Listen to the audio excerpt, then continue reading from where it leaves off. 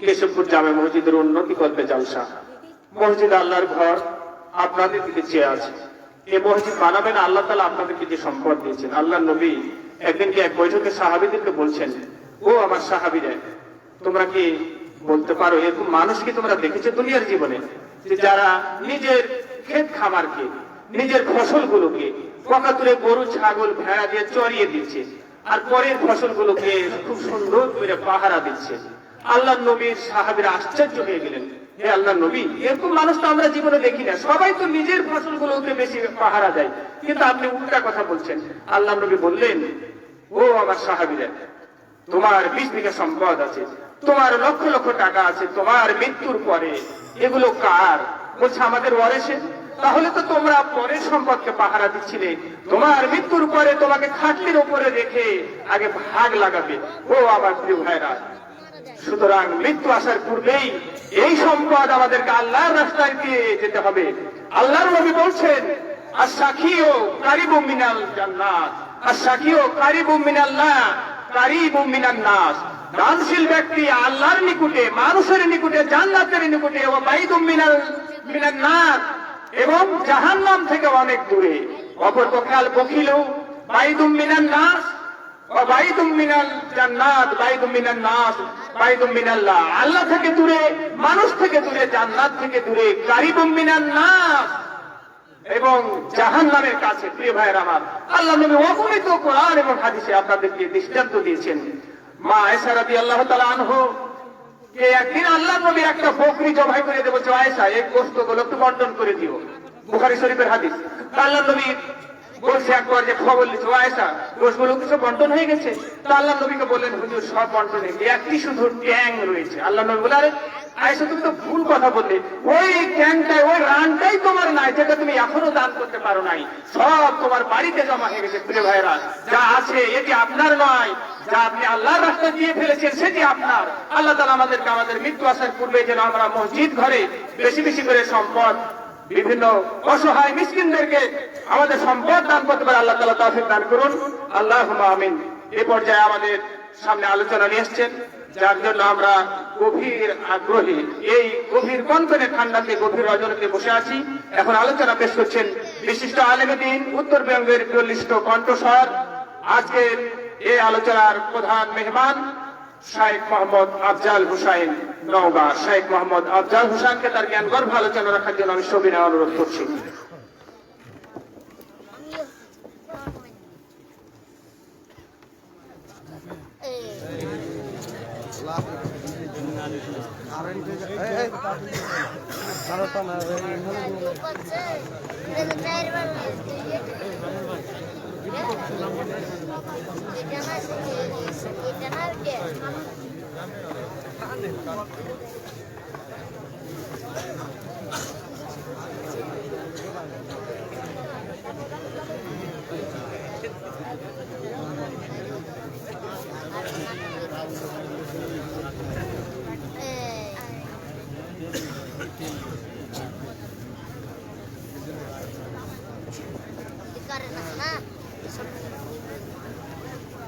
السلام عليكم ورحمة الله.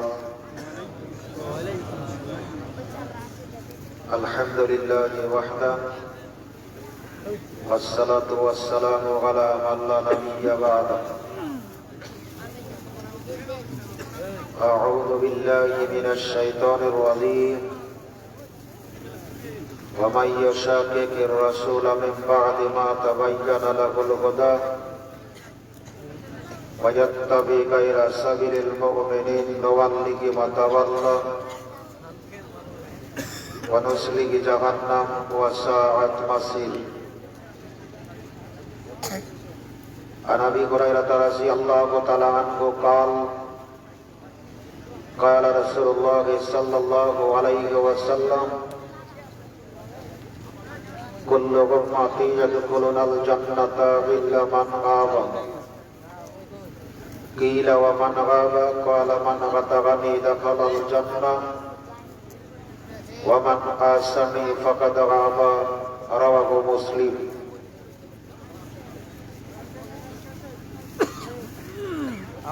কেশবপুর পুরাতন জামে মসজিদ কমিটি কর্তৃক আয়োজিত আজকের এই ইসলামী জালসার মহতারাম সম্মানিত সভাপতি, সহসভাপতি সাহেবান, প্রধান অতিথি, বিশেষ অতিথিবৃন্দ, সুযোগ্য সঞ্চালক, আমন্ত্রিত ওলামায়ে কিরাম, বিভিন্ন এলাকা থেকে আগত স্বাগত সমাগত সম্মানিত উপস্থিতি, পর্দার অন্তরালে অবস্থানরত মা ও বোনেরা, যাবতীয় প্রশংসা আল্লাহ সুবহানাহু ওয়া তাআলার জন্য, যিনি আমাদেরকে অত্যন্ত দয়া করে, মায়া করে, কবুল আর মঞ্জুর করে আজকের এই ইসলামী জালসায় উপস্থিত হওয়ার তৌফিক দান করেছেন। সেই মহান মাহবুদের বারগাহে শুকরিয়া আদায় করছি, আলহামদুলিল্লাহ।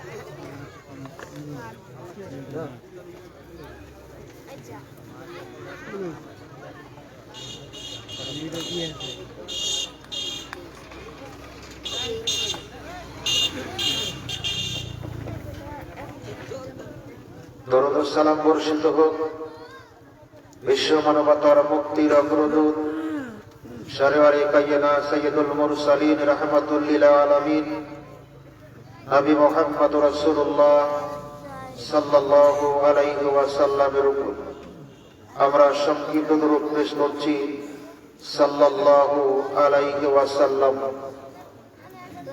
সম্মানিত উপস্থিতি, আজকের এই ইসলামী জলসায় আমার সংক্ষিপ্ত আলোচনার বিষয় জাহেলিয়াত বা কুসংস্কার।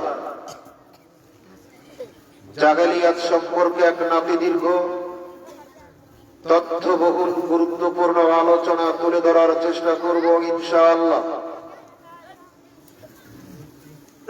প্রত্যেকটা মুসলিমের কয়েকটা বিষয় সম্পর্কে জানা খুব জরুরি। এগুলি মানুষের যাবতীয় ইবাদত আল্লাহর নিকটে কবুলের ব্যাপারে চরম ভূমিকা পালন করে। যেই বিষয়গুলি সম্পর্কে স্বচ্ছ ধারণা না থাকলে আমার আপনার কোন ইবাদত আল্লাহর নিকটে কবুল হবে না। এরকম যত বিষয়, তার মধ্যে একটা হলো তাওহীদ আর শিরক, দ্বিতীয় বিষয় হলো সুন্নাত ও বিদআত, তৃতীয় বিষয় হলো ইসলাম আর জাহেলিয়াত। তিনটি বিষয় প্রতিটি মুসলমানের জন্য জানা ফরজ। যদি আমরা শিরক আর তাওহীদকে ভাগ করতে না পারি, যদি আমরা সুন্নাত আর বেদাতকে চিহ্নিত করতে না পারি, যদি আমরা ইসলাম কোনটি আর জাহেলিয়াত কোনটি এ ব্যাপারে জানতে না পারি, তাহলে আমার আপনার কোন ইবাদত আল্লাহর নিকটে কবুল হবে না। মহান আল্লাহ বলেন,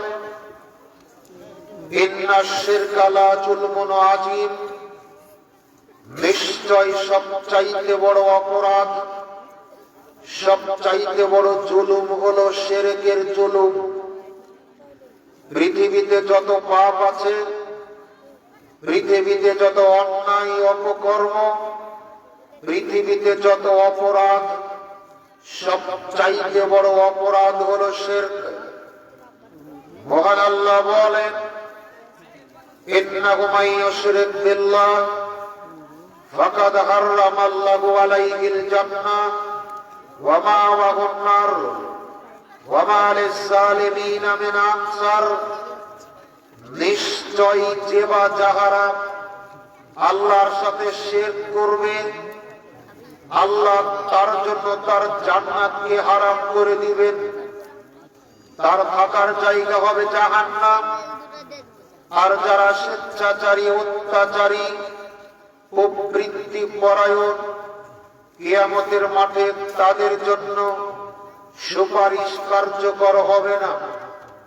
সালাত আদায় না করা কাবিরা গুনাহ, সিয়াম পালন করা কাবিরা গুনাহ, সুদ খাওয়া, ঘুষ খাওয়া কাবিরা গুনাহ। এরপরেও যদি কোনো মুসলিম এই পাপগুলি করে, আল্লাহর সাথে শিরক না করে, তাহলে তাদের জন্য আল্লাহর নবী সুপারিশ করবেন।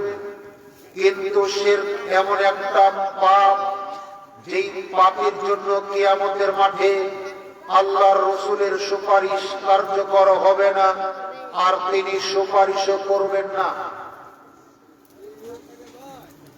মহান আল্লাহ বলেন, ওয়ালাউ আশরাকু লাহাবিতা আনহুম মা কানু ইয়ামালুন। যদি কেউ শিরক করে, এই শিরককারী নারী হোক চাই পুরুষ হোক, তার জীবনের প্রতিটি ইবাদত আল্লাহ নষ্ট করে দিবেন। শিরককারী এ ব্যাপারে বুঝতেই পারবে না। জাবের রাদিয়াল্লাহু তাআলা আনহু বলেন, রাসূল সাল্লাল্লাহু আলাইহি ওয়াসাল্লাম বলেছেন, মাতা মিন উম্মতি ইউশরিক বিল্লাহ।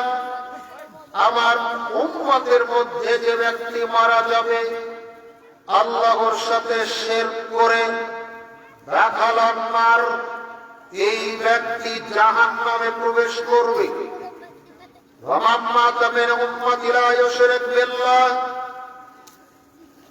আমার উম্মতের মধ্যে যে ব্যক্তি মারা যাবে আল্লাহর সাথে শিরক না করে, আল্লাহর নবী বলেন, দাখালাল জান্নাহ, এই ব্যক্তিটা জান্নাতে প্রবেশ করবে। আবু যর গিফারী রাদিয়াল্লাহু তাআলা আনহু বলেন, আল্লাহর নবী এক চাঁদের রাত্রিতে একাকী হাঁটছিলেন, তার সাথে সঙ্গী সাথী কেউ ছিল না। আমি তাকে একাকী পেয়ে তার পিছনে পিছনে হাঁটতে লাগলাম। চাঁদের আলো আমার গায়ে পড়ল, আর আমার গায়ের ছায়া নবীজির দিকে সম্প্রসারিত হলো। আমার ছায়া টের পেয়ে আল্লাহর নবী জিজ্ঞাসা করলেন, কে? আমি বললাম, আবু যর। তিনি বললেন, আবু যর, তুমি আমার পিছন পিছন চলতে থাকো। আমি তার পিছনে চলতে থাকলাম। নবীজি আমাকে নিয়ে অনেক পথ পাড়ি দিলেন। বালুকাময়ী পথ পাড়ি দিয়ে পাথরে পথে পৌঁছে গেলেন। একটা জায়গা দেখিয়ে দিয়ে তিনি আমাকে বললেন, আবু যর, এখানে তুমি বসে থাকবা যতক্ষণ না আমি ফিরে আসি। আল্লাহর নবী আমাকে এখানে বসিয়ে রেখে চলে গেলেন। তার ফিরতে খানিকটা দেরি হলো, তাতে আমি আশঙ্কা করলাম, ভয় করলাম, অনুমান করলাম, না জানি নবীজি কোনো বিপদে পড়েছেন, অথবা শত্রুরা তার উপরে আক্রমণ করেছে, না হলে তার ফিরতে দেরি হচ্ছে কেন। আমি তাকে সহযোগিতা করার জন্য যেই দিকে নবীজি গিয়েছিলেন ওই দিকে যাবার জন্য দাঁড়িয়ে গেলাম। দাঁড়াতে আমার খেয়াল হলো তিনি তো আমাকে নিষেধ করেছেন, না আসা পর্যন্ত আমি যেন এখান থেকে কোথাও না যাই। আমি আবার এখানে বসে গেলাম। অল্প সময়ের ব্যবধানে নবীজি মনে হচ্ছিল আমার দিকে হেঁটে হেঁটে চলে আসছেন, আর কার সাথে যেন কথা বলছেন।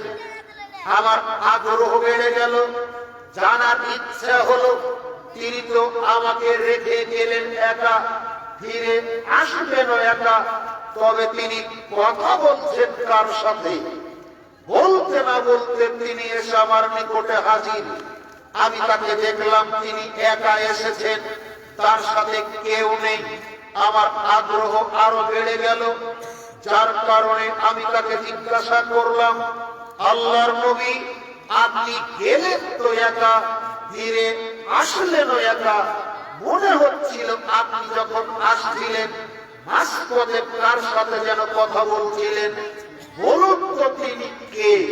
তখন তিনি বললেন, আবু জার, আমি যেখানে গিয়েছিলাম ওখানে এসেছিলেন আল্লাহর ফেরেশতা জিবরাইল, তার সাথে অনেক কথাবার্তা আমার হলো।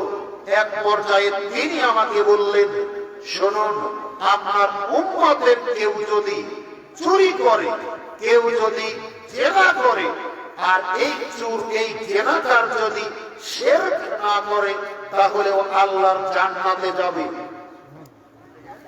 আমি মুহাম্মদ সাল্লাল্লাহু আলাইহি ওয়াসাল্লাম ফেরেশতা জিবরাইলকে জিজ্ঞাসা করলাম, ওয়া ইনসানা ওয়া ইনশারাকা, যদিও কেউ জেনা করে, যদিও কেউ চুরি করে, এর পরেও কি জান্নাতে যাবে? জিবরাইল বললেন, চুরি করলেও জেনা করলেও জান্নাতে যাবে। আমি আবারও তাকে জিজ্ঞাসা করলাম, চুরি করলেও জেনা করলেও কি জান্নাতে যাবে? জিবরাইল আবারও আমাকে বললেন, চুরি করলেও জেনা করলেও জান্নাতে যাবে, যদি সে শিরক না করে। চোর তার চুরির শাস্তি ভোগ করার পর, জেনাকার তার জেনার শাস্তি, জেনার পাপের ঘানি টানার পরে একদিন না একদিন জান্নাতে যাবেই। কিন্তু শিরক যারা করবে তারা কোনদিন জান্নাতে যাবে না। তাহলে শিরক সম্পর্কে জানা আবশ্যক কিনা? যেই শিরকের পাপ আমি আপনি করলে জান্নাত হারাবো, জাহান্নাম থাকার জায়গা হবে, জীবনের সব ইবাদত নষ্ট হবে, রাসূল সুপারিশ করবেন না। তাহলে সেই শিরক সম্পর্কে যদি আমরা জানতে না পারি, তাহলে কি বাঁচতে পারবো? এজন্য শিরক সম্পর্কে আর তাওহীদ সম্পর্কে একটা সম্যক ধারণা থাকা জরুরি। যেখানে তাওহীদ থাকে সেখানে শিরক থাকতে পারে না। পানি আর তেল যেমন একসাথে মিশে না, থাকতে পারে না, তাওহীদ আর শিরক তেমনি একসাথে থাকার জিনিস। যেখানে শিরক থাকবে এখান থেকে তাওহীদ চলে যাবে, আর যেখানে তাওহীদ থাকবে সেখান থেকে শিরক চলে যাবে। দ্বিতীয় যে বিষয়, সুন্নাত এবং বিদআত। ইবাদতের জগতে আমরা যত ইবাদত করব, ইবাদতগুলি যদি রাসূলের পদ্ধতিতে না হয়, রাসূল যেভাবে বলেছেন সেভাবে না হয়, যদি আমাদের বিদআত দিয়ে ইবাদতকে পরিপূর্ণ করি, তাহলে এই ইবাদত দিয়ে পারলৌকিক জীবনে কোনো উপকার হবে না। এজন্য সুন্নাত কোনটা আর বিদআত কোনটা, এ ব্যাপারে আমাদের স্বচ্ছ একটা ধারণা থাকতে হবে। সম্মানিত উপস্থিতি, আয়েশা রাদিয়াল্লাহু তাআলা আনহা বলেন, রাসূল সাল্লাল্লাহু আলাইহি ওয়াসাল্লাম বলেছেন, মান আহদাসা ফি আমরিনা হাযা মা লাইসা মিনহু ফাহুয়া রাদ্দুন। রাসূলের জামানায় যেটা দিন হিসেবে স্বীকৃতি ছিল, অনুমোদন ছিল, মানুষ ধর্ম হিসেবে জানত, মানত, পরবর্তী কোন জামানায়, পরবর্তী কোন সময়ে কেউ যদি নতুন কোনো কিছু আবিষ্কার করে, তৈরি করে, নীতিমালা প্রণয়ন করে, ধর্মের নামে চালু করে, তাহলে সেটা গ্রহণীয় হবে না, সেটা প্রত্যাখ্যাত। যারা করবে তাদের পরিণাম অত্যন্ত ভয়াবহ। আল্লাহর নবী বলেন, যারা বেদাত করবে তাদের কোনো ফরজ, নফল, সুন্নাত, ওয়াজিব কোন ইবাদত কবুল হবে না, তারা ফিরে না আসা পর্যন্ত। আবু হুরায়রা রাদিয়াল্লাহু তাআলা আনহু বলেন, রাসূল সাল্লাল্লাহু আলাইহি ওয়াসাল্লাম বলেছেন, কিয়ামতের মাঠে আমি প্রথমে উঠব, আমাকেই প্রথমে তোলা হবে, আমার আগে কেউ উঠবে না। আনা ফারাতুকুম আলাল হাউস, আমাকে দান করা হবে হাউসে কাউসার, আমি দাঁড়িয়ে থাকবো হাউসে কাউসারের সামনে, আমার নিকটে থাকবে পানপাত্র, আসমানের তারকা রাশি যতখানি তার চাইতে বেশি থাকবে পানপাত্র। আমার সামনে দিয়ে যারা যাবে তাদেরকে আমি পানি পান করাবো। হঠাৎ একজন লোক আসবে, তাদেরকে আমি চিনতে পারবো, অথবা তারা আমাকে চিনতে পারবে। আমি তাদের নবী, আমি তাদেরকে চিনবো, তারা আমার সাহাবী অথবা আমার উম্মাত। আমি তাদেরকে পানি পান করানোর ইচ্ছা করবো। হঠাৎ করে মাঝখান দিয়ে একটা পর্দা ফেলে দেওয়া হবে, আবরণ কেড়ে দেওয়া হবে, যার বাধার কারণে আমি আর তাদেরকে দেখতে পাবো না, তারাও আমাকে দেখতে পাবে না।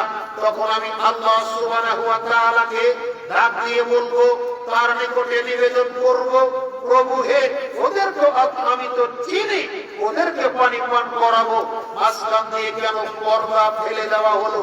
তখন আল্লাহ সুবহানাহু ওয়া তাআলা নবীজিকে লক্ষ্য করে বলবেন, হে মুহাম্মদ সাল্লাল্লাহু আলাইহি ওয়াসাল্লাম, ওরাই তো আপনার জামানার উম্মত, যারা আপনার ইন্তিকালের পরে, যারা আপনার মওতের পরে, যারা আপনার মরণের পরে আমি যে দ্বীন ইসলামটা আপনাকে দিয়েছিলাম, এর উপরে তারা সন্তুষ্ট ছিল না। যে বিধিবিধান অর্পণ করেছিলাম এর উপরে তারা রাজি খুশি ছিল না। রদ বদল করে, পরিবর্তন করে ইচ্ছা মতো আমল করেছিল। আল্লাহর নবী বলেন, তখন আমি তাদেরকে লক্ষ্য করে বলবো, সুবহান সুবহান লিমান বাদদালা বাদি, দূর হও, দূর হও আমার সামনে থেকে, যারা আমার ইন্তিকালের পরে দিনের মধ্যে পরিবর্তন করেছিলেন। অতএব রাসূল সাল্লাল্লাহু আলাইহি ওয়াসাল্লাম আনিত দ্বীনের উপর আমাদের সন্তুষ্ট থাকতে হবে।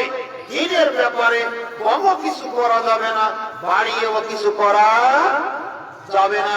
আবু হুরায়রা রাদিয়াল্লাহু তাআলা আনহু বলেন, আতা আরাবিয়ুন ইলান নবী সাল্লাল্লাহু আলাইহি ওয়াসাল্লাম ফাকালা দুল্লানি আলা আমালিন ইযা আমিলতুহু দাখালতুল জান্নাতা ক্বালা তা'বুদুল্লাহ ওয়া লা তুশরিকু বিহি শাইয়্যা ওয়া তুকিমুস সালাতাল মাকতুবাতা ওয়া তু'আদ্দিস যাকাতাল মাফরুজাতা ওয়া তাসুমু রামাজানা ক্বালা ওয়াল্লাযী নাফসি বিয়াদিহি লা আজিদু ওয়ালা হাদা শাইয়্যান ওয়ালা আনকুসু মিনহু فلما والله قال النبي صلى الله عليه وسلم من شره أن ينظر إلى رجل من أهل الجنة فلينظر إلى هذا رواه البخاري ومسلم। আল্লাহর নবীর নিকটে এক আরব বেদুইন যাযাবর ব্যক্তি আসলো, আসার পর বলছেন, আল্লাহর নবী আমাকে এমন কিছু আমলের কথা বলুন, ইবাদতের কথা বলুন, পথঘাটের কথা বলুন, যখন আমি ওই ইবাদতগুলি করব এর বিনিময়ে আমি তাদের জান্নাতে যেতে পারবো। কোথায় যেতে পারি? কোথায় যেতে পারি? অর্থাৎ এমন কিছু ইবাদতের কথা বলুন, যখন আমি ওই ইবাদতগুলি করব এর বিনিময়ে যাতে আমি জান্নাতে যেতে পারি। এবারে আল্লাহর নবী বলছেন, শোনো, তুমি কি কি কাজ করলে জান্নাতে যেতে পারবা? এক, আত্তাকাবুদুহু ওয়ালা তুশরিকু বিহি শাইয়্যা, তুমি ইবাদত করবে, তার সাথে কোনো কিছুকে শরীক করবে না। কি করবে না? কি করবে না? শিরকযুক্ত ইবাদত দিয়ে আমরা জান্নাতে যেতে, যে ইবাদতে শিরক মিশ্রিত, এই ইবাদত দিয়ে আমরা কেউ জান্নাতে যেতে পারবো না। জান্নাতে যাওয়ার এক নম্বর মাধ্যম হলো শিরক মুক্ত ইবাদত। দুই, তুকিমুস সালাতাল মাকতুবাতা। শোনো, আল্লাহর নবী বলছেন। কে বলছেন? কাকে বলছেন? প্রশ্নকারী লোকটাকে। তুকিমুস সালাতাল মাকতুবা, তুমি ফরজ সালাতগুলি আদায় করবা। কি করবা? ফরজ সালাতগুলি আদায় করবা। কয় নম্বর গেল? তিন, তোমার মাল, তোমার টাকা পয়সা যদি নিসাব পরিমাণ হয়, এই পরিমাণ হলে যাকাত খরচ হয়, এই পরিমাণকে বলা হয় নিসাব।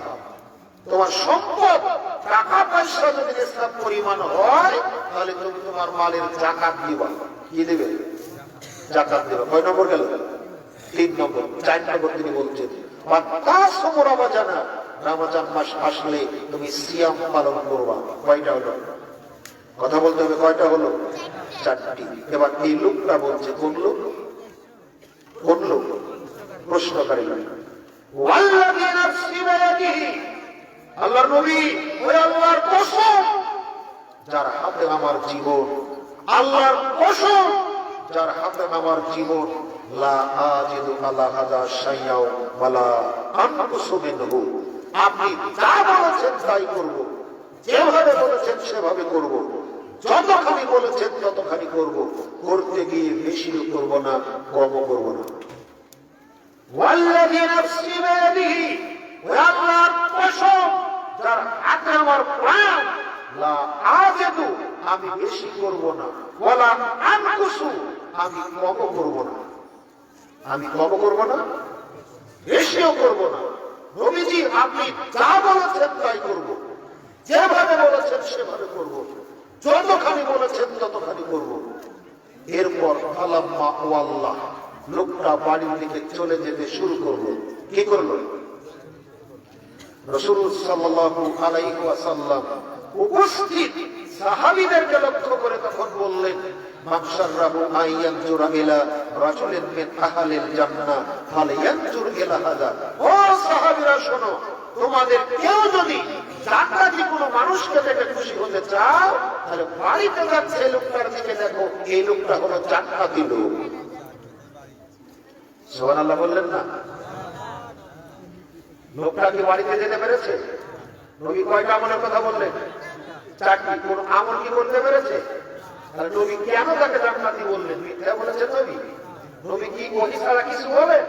ওয়া মা ইয়ানতিকু আনিল হাওয়া ইন হুয়া ইল্লা ওয়াহিয়ু ইউহা। নবী নিজের থেকে বানিয়ে কোনো কথা বলেন না, তিনি যেটা বলেন সেটা আল্লাহর ওহী।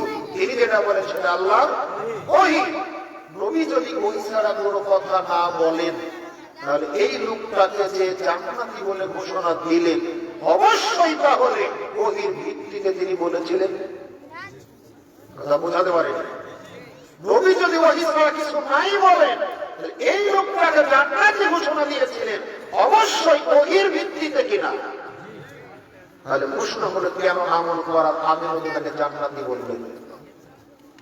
একটা কারণে, সেটা হলো ইসলামের নামে, ধর্মের নামে তিনি যেটা করবেন, আল্লাহ যেটা বিধান দিয়েছেন, বিধানের বাহিরে কম বেশি তিনি করবেন না। এ ব্যাপারে আল্লাহর নামে কসম করে দৃঢ় প্রত্যয় ব্যক্ত করেছিলেন। এর জন্যই আল্লাহর নবী আল্লাহর পক্ষ থেকে লোকটাকে জান্নাতে ঘোষণা দিয়েছেন। তার মানে ধর্মের নামে যা কিছু করবেন, করার আগে এর পিছনে দলিল খুঁজতে হবে। কি করতে হবে? নিয়ম হলো আগে দলিল, তারপরে আমল। অথচ আমরা করি তার উল্টা, আগে একটা আমল করা শুরু করে দিলাম, এই আমলের ব্যাপারে যদি মানুষ সমালোচনা করে তখন আমরা দলিল খোঁজার চেষ্টা করি। কথা বুঝেন?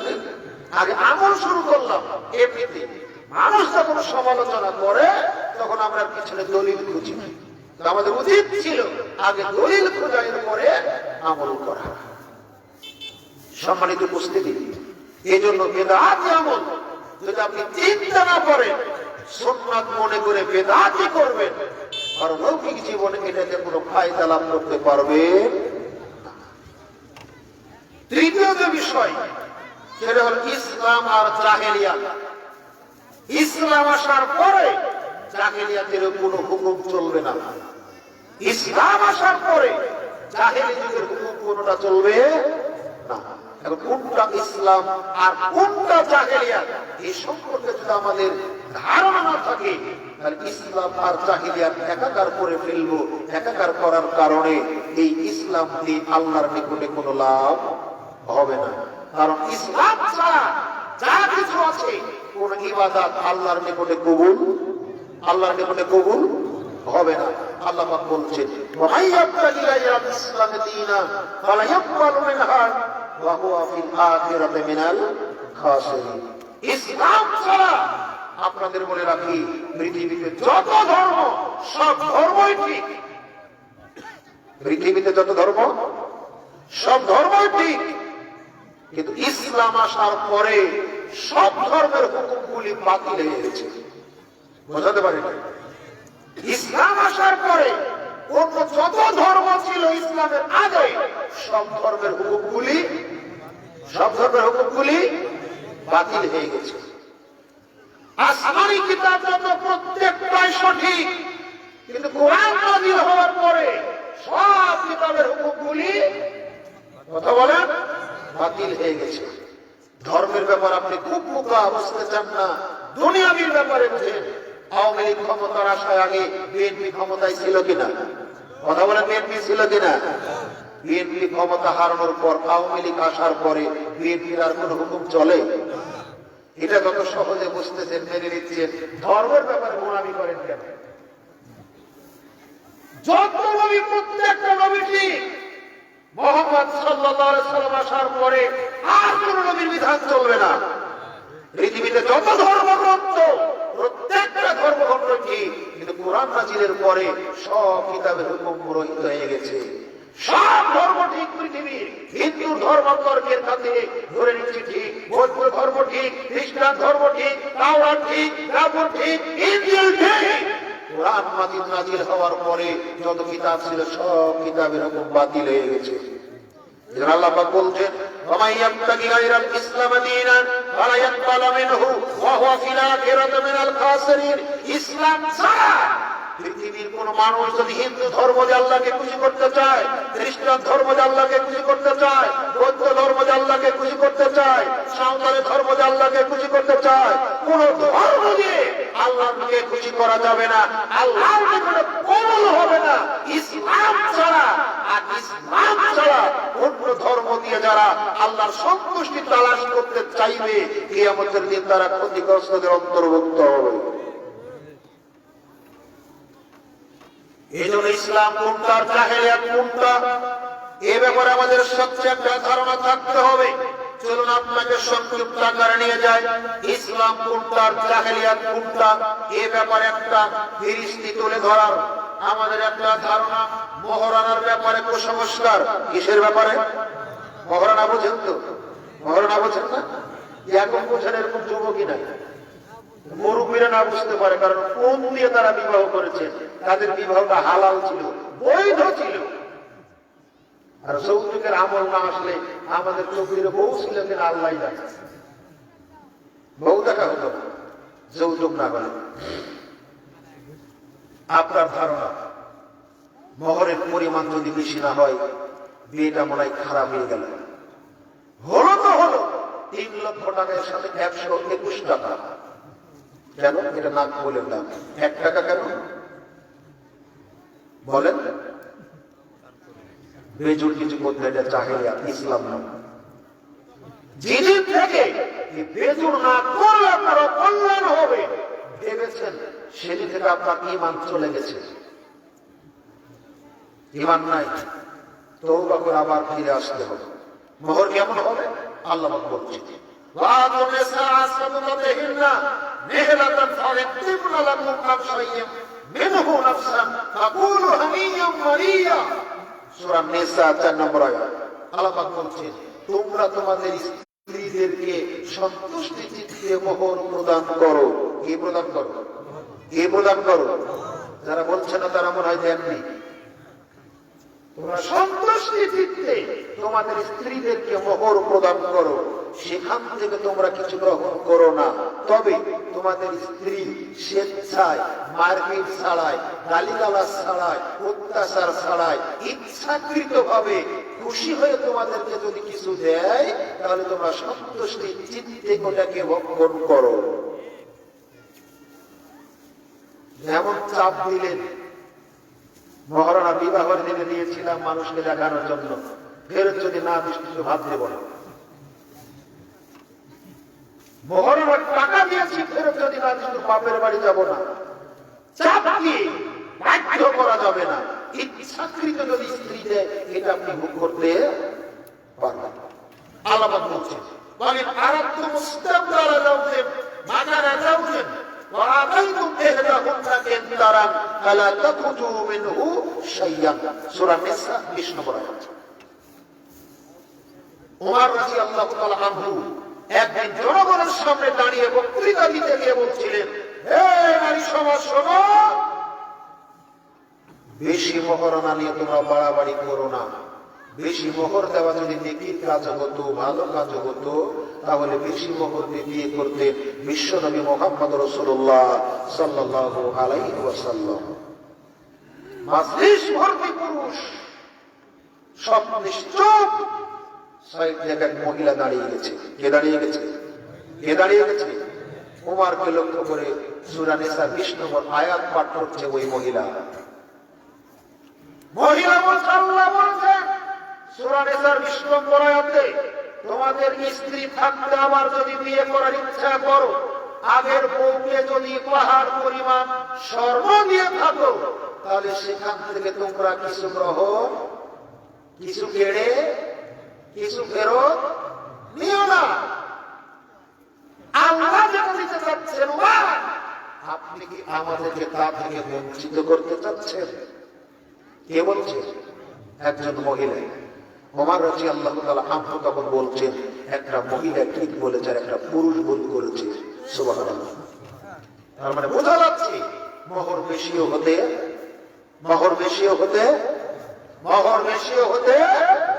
পারে। চলেন পরের দিকে যাই। আপনাকে বলছিলাম শাহর ইবনে সাদ রাদিয়াল্লাহু তাআলা আনহু বলেন, আন্না নবী সাল্লাল্লাহু আলাইহি ওয়াসাল্লাম লিরাজুলিন তাজাওয়াজ ওয়ালাউ বিখাতামিন মিন হাদিদিন। আল্লাহর নবীর কাছে এক মহিলা গিয়ে বলছেন, আল্লাহর নবী, আমি নিজেকে আপনার জন্য উৎসর্গ করে দিলাম, হেবা করে দিলাম, আপনি আমাকে বিবাহ করুন। মহিলা নিজে প্রস্তাব দিচ্ছে। কাকে? কাকে? নবীজিকে। নবীজি একবার তার দিকে তাকিয়ে মাথা নিচু করে বসে থাকলেন, কোনো কথা বলছেন না। এক সাহাবী বলছেন, আল্লাহর নবী, আপনার যদি মহিলার দরকার না হয় আমার সাথে বিয়ে দিয়ে দিন। আল্লাহর নবী বলছেন, মোহর দেওয়ার মতো তোমার কিছু আছে? না। খুঁজে দেখো কিছু পাও কিনা। লোকটা চলে গেল, অনেক খোঁজাখুঁজি করে ফিরে এসে বলছে, আমি কিছু পাই নাই। আল্লাহর নবী বলছেন, দেখো তুমি যদি একটা লোহার আংটিও হয় তাও আনো। কিসের আংটি? কিসের আংটি? 2020 সালে কি এই বক্তব্য চলে? দেখো তুমি লোহার আংটি পাও কিনা। লোকটা চলে গেল, তাও পেল না। এবার বলছে, আল্লাহর নবী, আমি যেটাও পেলাম না। তখন তিনি বলছেন, তোমার কাছে কি আছে? যে লুঙ্গিটা পরে আছে এটা শুধু আছে, গায়ে জামা গেঞ্জি কিছু নাই। কি আছে? কি আছে? লুঙ্গি। নবীকে বলছেন, আল্লাহ নবী, এই লুঙ্গির অর্ধেকটা দেওয়া যায়। পুরো লুঙ্গি দেওয়া যাবে না, অর্ধেকটা দেওয়া যায়। তখন নবী বলছেন, দেখো অর্ধেকটা যদি দাও তাহলে তোমারও তো হবে না, তারও তো হবে না। আচ্ছা, তোমার কি কোরআনের কোন সূরা জানা আছে? জি, অমুক অমুক সূরা আমার জানা আছে। ও আচ্ছা, ঠিক আছে, শোনো, এই কোরআন বলে তুমি তাকে শিক্ষা দিবে, তোমার বিবাহে এটাই মোহর, আমি তার সাথে তোমার বিয়ে দিয়ে দিলাম। আমরা যে সুবহানাল্লাহ বলতেছি, নবী আপনাকে হাদিসে সুবহানাল্লাহ বলতে বলেছেন? কি বলেছেন? মন খারাপ করবেন না। সুবহানাল্লাহ বললেন বলে আপনাকে শক্ত করে আক্রমণ করছে, মন খারাপ করবেন না। এই হাদিস শুনে আপনাকে সুবহানাল্লাহ বলতে আল্লাহর নবী বলেন, আপনাকে মহরণা কমাতে বলেছেন। বুঝতে পারেন? বুঝতে পারেন? এখান থেকে দুটি মূলনীতি। এক, মহরণার পরিমাণ কম হতে কোরআন শিক্ষা দিবে কখন? বিবাহের আগে না পরে। এই হাদিস শুনে বুঝতে পারেননি? আরে কত আপনাকে দেওয়া লাগবে তো, কোরআন শিক্ষা দিবে কখন? তাহলে মহরণা বাকি দেব। আরে বুখারী মুসলিমের হাদিস, তাহলে মহরণা বাকি দেব। মহরণা বাকি দেব জায়েজ। তবে আপনার প্রতারণার উদ্দেশ্য যদি থাকে, মহরণা যতই বাদে বাদে কোনো দিন দিব না, তাহলে আপনার জেনা করার পাপ হবে। সুদ না করে মারা গেলে জেনার পাপ হবে এটা নয়। তবে প্রতারণার ক্ষেত্রে আপনি যদি না দেওয়ার নিয়ত করেন, তাহলে আপনি জেনার কাতারে দাঁড়াতে হবে আপনাকে। চলে পরের হাদিস। আনাস ইবনে মালিক রাদিয়াল্লাহু তাআলা আনহু বলেন, রাসূল সাল্লাল্লাহু আলাইহি ওয়াসাল্লামের সাহাবী আব্দুর রহমান ইবনে আওফ, জালিলুল কদর সাহাবী, তিনি মক্কা থেকে মদিনায় হিজরত করে গেলেন। তার সাথে খাতির ছিল অন্য একজন সাহাবী। এই সাহাবী বলছেন, শুনুন, আমার কিছু জমি আছে, অর্ধেক জমি আপনাকে দিয়ে দিতে চাই। আমার দুইটা স্ত্রী আছে, আপনি দেখেন কোনটা আপনার পছন্দ, যেটা আপনার পছন্দ হবে আমি সেটাকে তালাক দিব। ইদ্যত পালন করার পরে আপনি তাকে বিবাহ করবেন। আমি যদি কোনোটাকে তালাক দিই, আপনি মনে করবেন এটা আমার পছন্দ নয় তাই তালাক দিয়েছি, এমন হবে না। আপনি পছন্দ করে যেটা বলবেন এই বউ আমার পছন্দ, তখন আমি সেটাকে তালাক দিব, ইদ্যতের পর আপনি বিবাহ করবেন। সুবহানাল্লাহ। আব্দুর রহমান ইবনে আওফ বলছেন, আমার এগুলোর প্রয়োজন হবে না, আল্লাহ আপনার পরিবারে, আপনার ক্ষেত খামারে বরকত দিন, আমাকে বাজার দেখিয়ে দিন, আমি ব্যবসা করতে জানি। আল্লাহু আকবার। আমি ব্যবসা করব। তিনি মদিনার বাজারে ব্যবসা শুরু করলেন, ঘি আর পনিরের। অল্প দিনের মধ্যে স্বাবলম্বী হলেন। কোন এক সকালবেলা রসুলের সামনে ঘুরছেন, আল্লাহ নবী লক্ষ্য করলেন আব্দুর রহমান ইবনে আওফের পায়ে হলুদ রং। কি রং? কি রং? ডাকছেন আল্লাহ নবী, এই আব্দুর রহমান, শুনেছি তুমি কি বিবাহ করেছো? হলুদ রং দেখেই নবী ধরে ফেলেছেন। তিনি বলছেন, তুমি কি বিবাহ করেছো? হ্যাঁ। শোনো, মোহর কি দিয়েছো? তিনি বললেন, একটা খেজুরের বিচির সম পরিমাণ স্বর্ণ দিয়ে আমি বিবাহ করেছি। কি দিয়ে? মোহর কি? মোহর কি পরিমাণ? খেজুরের বিচির পরিমাণ। আগের মোহর কি বলেন? কোরআন শিক্ষা দেওয়া। আগের মোহর কোরআন শিক্ষা দেওয়া। চলুন এরপরে হাদিস। শাহুল ইবনে সাদ রাদিয়াল্লাহু তাআলা আনহু বলেন, রাসূল সাল্লাল্লাহু আলাইহি ওয়াসাল্লাম সাফিয়া বিনতে হুয়াইকে বিবাহ করেছিলেন। স্বয়ং নবী। কাকে? এর একটা প্রেক্ষাপট আছে। খাইবারের যুদ্ধে অনেক বন্দীকে বন্দী করা হলো। পুরুষ বন্দী ছিল, মহিলা বন্দী ছিল। আল্লাহ নবীর কাছে এসে দেহিয়াতুল কালবি বলছেন, আল্লাহ নবী আমাকে একটা দাসী দিন। তখন আল্লাহ নবী বলছে, দেহিয়া তুমি যাও, যাকে খুশি তাকে নিয়ে যাও। এই দেহিয়াতুল কালবি চলে গেলেন এবং এই সাফিয়া বিনতে হুয়াইকে নিয়ে চলে যাচ্ছেন। অন্যান্য সাহাবীরা মনে করলো সাফিয়া বিনতে হুয়াই ধনাঢ্য মহিলা, প্রভাবশালী মহিলা, নেতৃস্থানীয় মহিলা, বড় পুত্রের মহিলা, বড় বংশের মহিলা। এই মহিলা শুধু রসুলের জন্য মানায়, অন্য কারোর জন্য মানায় না। তখন অন্যান্য সাহাবীরা এসে নবীজিকে বললেন, আল্লাহ নবী সাফিয়াকে শুধু আপনার জন্যই মানায়, আর কারোর জন্য নয়। তখন আল্লাহর নবী ডেকে পাঠালেন আপনার দেহিয়াতুল কালবিকে। তিনি আসলে তার দিকে একবার দেখে বললেন, দেহিয়া কি তুমি সাফিয়াকে রাখো, অন্য কাউকে নিয়ে যাও। আল্লাহর নবী এই কৃত দাসী যুদ্ধের মাঠ থেকে বন্দী সাফিয়াকে মুক্ত করে দিয়ে বিবাহ করলেন। এই মুক্ত করাটাই মোহর। কি বোঝাতে পারে না? মানুষ পরাধীন ছিল, স্বাধীন করাটাই মোহর। পরিমাণ খুব কম। বোঝাতে চাচ্ছিলাম, আমরা মনে করছি বিবাহের শুরু তো একটা কুসংস্কার। আপনার মেয়ের, আমার মেয়ের, আমার বোনের, আপনার বোনের বিবাহের পরে কোন দ্বন্দ্ব ফাসাদ যদি হয়, হাত যদি না হয়, তালাক যদি দেয়, মোহরের পরিমাণ যদি বেশি হয়, আমরা কোর্টে মামলা করে মোহরটা আদায় করতে পারবো। এই জন্যই তো মোহরের পরিমাণ আমরা বেশি বাঁধি। খালি বুকের উপরে হাত বাঁধেন, আমিন জুড়ে বলে, আর কবর জিয়ারত করেন না, কাটিয়া হারিক হয়ে গেলে এটা আপনার ভুল ধারণা। আমরা নিয়তটাই ভুল, পরিকল্পনাই ভুল। নেতৃত্ব মুরব্বীরা বসে আছেন, মোহর দিয়ে বিবাহ করেছেন, কালের সাক্ষী বিবাহে বিচ্ছেদ ঘটেনি। আজকে কোটি কোটি টাকা মোহর বাঁধার পরেও জেল খাটছে, তবু ভাত হচ্ছে না। এর আমাদের নিয়তেরই ফসল। অতএব এই দলিলাদিল্লার ভিত্তিতে বলা যায় মোহর বেশি হতে পারে, কম হতে পারে। এটা নির্ভর করবে যে বিয়ে করবে তার সামর্থ্যের উপরে। অতএব সামর্থ্য বেশি মোহর বেশি দেন, সামর্থ্য কম মোহর কম বাঁধেন। যেটা পরিশোধ করতে পারে বেশি মোহর বেঁধে নিজে অত্যাচারিত হবেন না, কারো উপরে অত্যাচার করবেন না। সম্মানিত উপস্থিতি, এরপরের যে বিষয়, আব্দুল্লাহ ইবনে মাসউদ রাদিয়াল্লাহু তাআলা আনহু বলেন, রাসূল সাল্লাল্লাহু আলাইহি ওয়াসাল্লাম কয়েকটা বিষয় থেকে নিষেধ করেছেন, এগুলো হারাম। আল্লাহর নবী বলেছেন কয়েকটা বিষয় থেকে তিনি আমাদেরকে বাঁচতে বলেছেন। এক, সামানিল কালবে, কুকুরের ক্রয় বিক্রয়ের পয়সা, এটা হারাম। কুকুর কেনা বেচা হারাম, বিনা প্রয়োজনে কুকুর পালন করা হারাম। আল্লাহর নবী বলেন কেউ যদি বিনা প্রয়োজনে বিনা দরকারে কুকুর পালে তাহলে তার আমলনামা থেকে প্রত্যেক দিন 2 কেরাত পরিমাণ নেকি কেটে নেওয়া হয়। 1 কেরাত তত বড়, উহুদ পাহাড় যত বড়, উহুদ পাহাড় যত বড়, 1 কেরাত তত বড়, 1 কেরাত তত বড়, উহুদ পাহাড় যত বড়।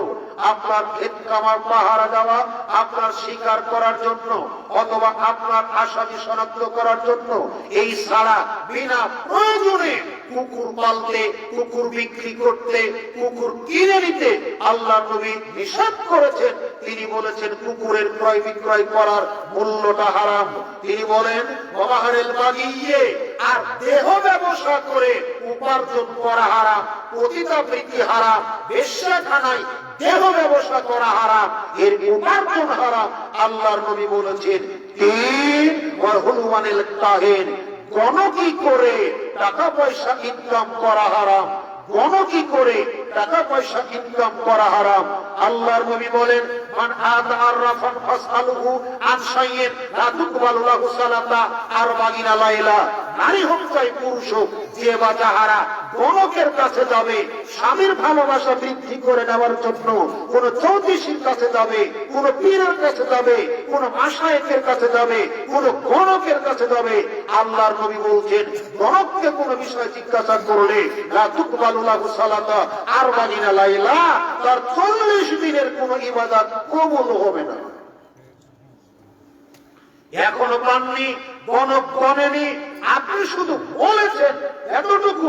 গণক সাহেব দেখেন তো আমার প্রিয় মোবাইলটা হারিয়ে গেছে, আপনি পান কিনা? দেখেন তো ঘড়িটা হারিয়ে গেছে, আপনি পান কিনা? এখনো গণক গণেনি, এখন আপনি জিনিস পাননি, শুধু বলেছেন হারিয়ে গেছে, দেখেন তো পান কিনা।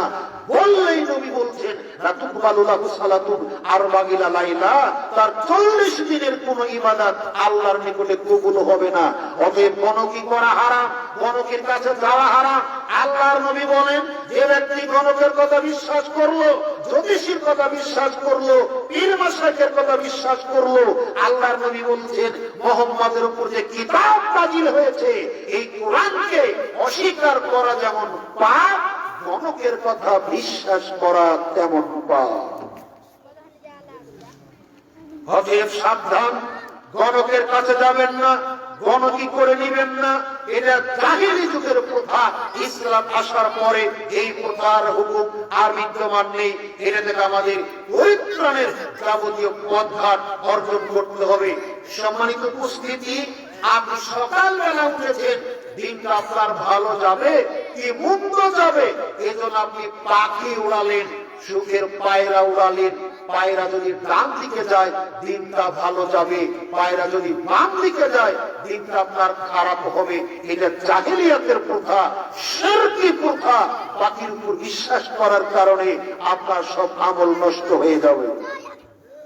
আপনাকে বলছিলাম আপনার পাশে রাস্তা দেখেন, বাস চলে, ট্রাক চলে, পিকআপ চলে, সিএনজি চলে, মাহিন্দ্রা চলে, অটো চলে, ভ্যান চলে।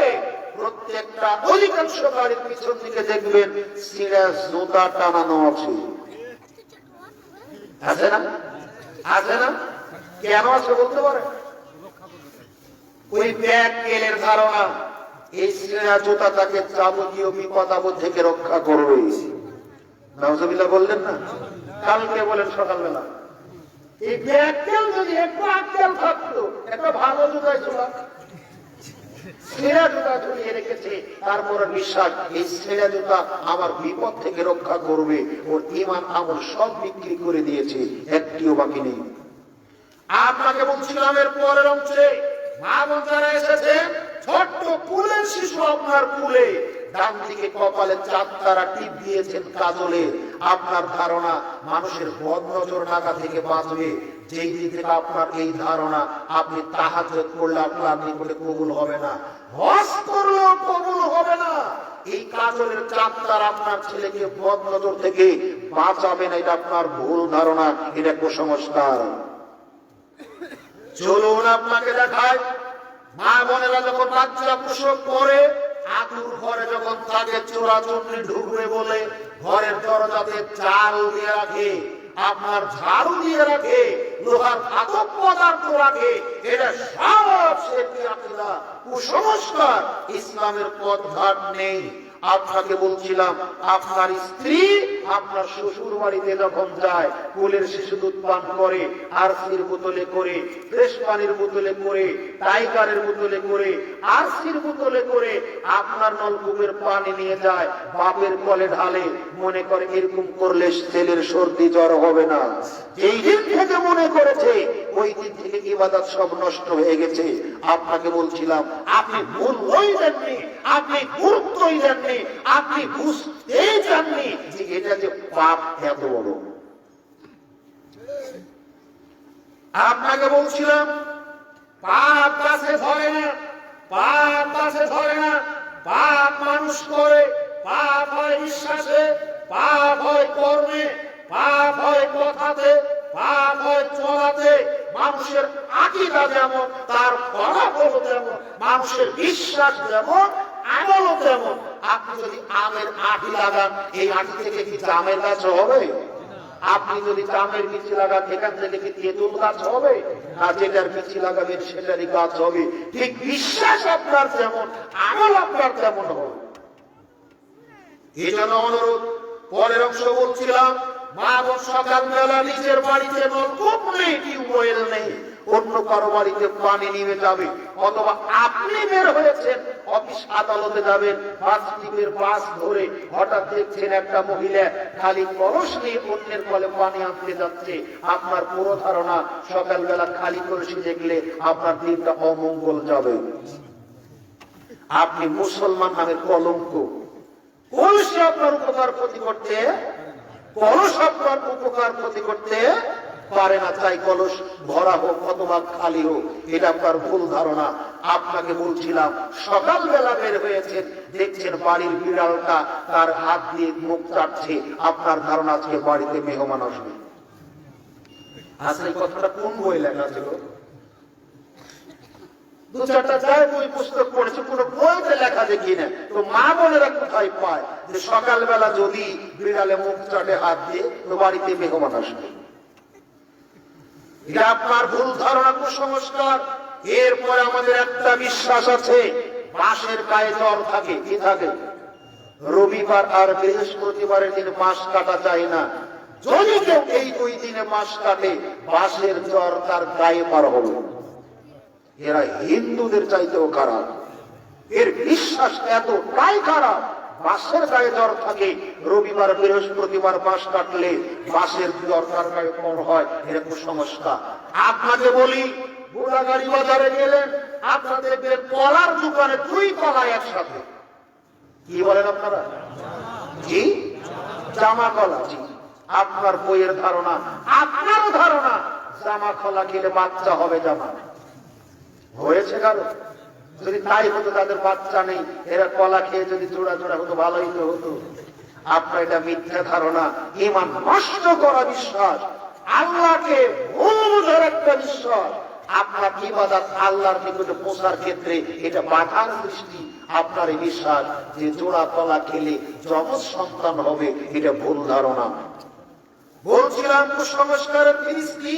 আপনাকে কত যে বলি, আপনার বাড়িতে আয়না আছে পড়ে গিয়ে ভেঙে গেছে, আপনাকে হুজুর বলেছে কি করিলে কি হয়, এই বই লেখা আছে। ভাঙা আয়নায় মুখ দেখলে রিজিক কমে যায়। আল্লাহর নবী বলছেন, কাতাবাল্লাহুল মাকাদিরাল খালায়েকে কাবলা আইয়াতুলুকাস সামাওয়াতি ওয়াল আরদি বিখামসিনা আলফ সানাতিন। আসমান জমিন সৃষ্টি করার 50,000 বছর আগে আপনার তকদিরে লেখা আছে কত মেট্রিক টন চাল খাবেন, কত মেট্রিক টন ডাল খাবেন, কত মেট্রিক টন তেল খাবেন, কত মেট্রিক টন আটা খাবেন, এটা আপনার তকদিরে লেখা আছে। আর হুজুর বলেছে ভাঙা আয়নায় মুখ দেখলে আপনার রিজিক কমে যাবে। এটা আপনার ভুল ধারণা। আপনাকে বলছিলাম আপনার বাড়িতে যখন আপনি রাত্রিতে ঝাড়ু দিলেন, কি দিলেন? ঝাড়ু দেওয়া বুঝেন না? মা বোনরা ঝাড়ু দিয়ে ঘরের এক করোনারে জমা করে রাখে। কেন? ওরা বলে রাত্রিতে ময়লা বাহিরে ফেলা উচিত নয়, যদি ফেলি ঘরের লক্ষ্মী চলে যাবে। কি চলে যাবে? কি চলে যাবে? আল্লাহ নবী বলেছেন আত্মপুরু শাস্ত্রুল ঈমান, পবিত্রতা ঈমানের, পবিত্রতা ঈমানের, আর নোংরামি ঈমানের কি? নোংরামি ঈমানে বাধা, আর পবিত্রতা ঈমানের অঙ্গ। আপনি যে ময়লা ঘরের কোণাতে রাখলেন, এটা পবিত্র না অপবিত্র? তা আপনার বউ বলছে বের করে দিলে অমঙ্গল হবে, আর নবী বলছেন রাখলেই অমঙ্গল হবে। কোনটা করেন আপনি? অতএব মঙ্গলের নামে যা কিছু করছেন এটাতে অমঙ্গল। নবী বলেছেন, আপনাকে বলছেন ময়লা পরিষ্কার করে ফেলো, রাখবেন না। আপনাকে বলছিলাম রাত্রিবেলাতে আপনার ঝাড়ু, আপনার কুলা, আপনার দা, আপনার বটি, আপনার এরকম কাজ করা যন্ত্রপাতি বাড়ির বাহিরে রাখা যায় না। রাখলে কি হয়? এগুলো নাকি আপনার জন্য আল্লাহর কাছে অভিশাপ করে। এরা আপনার ভুল ধারণা। আপনাকে বলছিলাম সকালবেলা উঠেছেন, হঠাৎ করে দেখছেন কাক ডাকছে কা কা করে।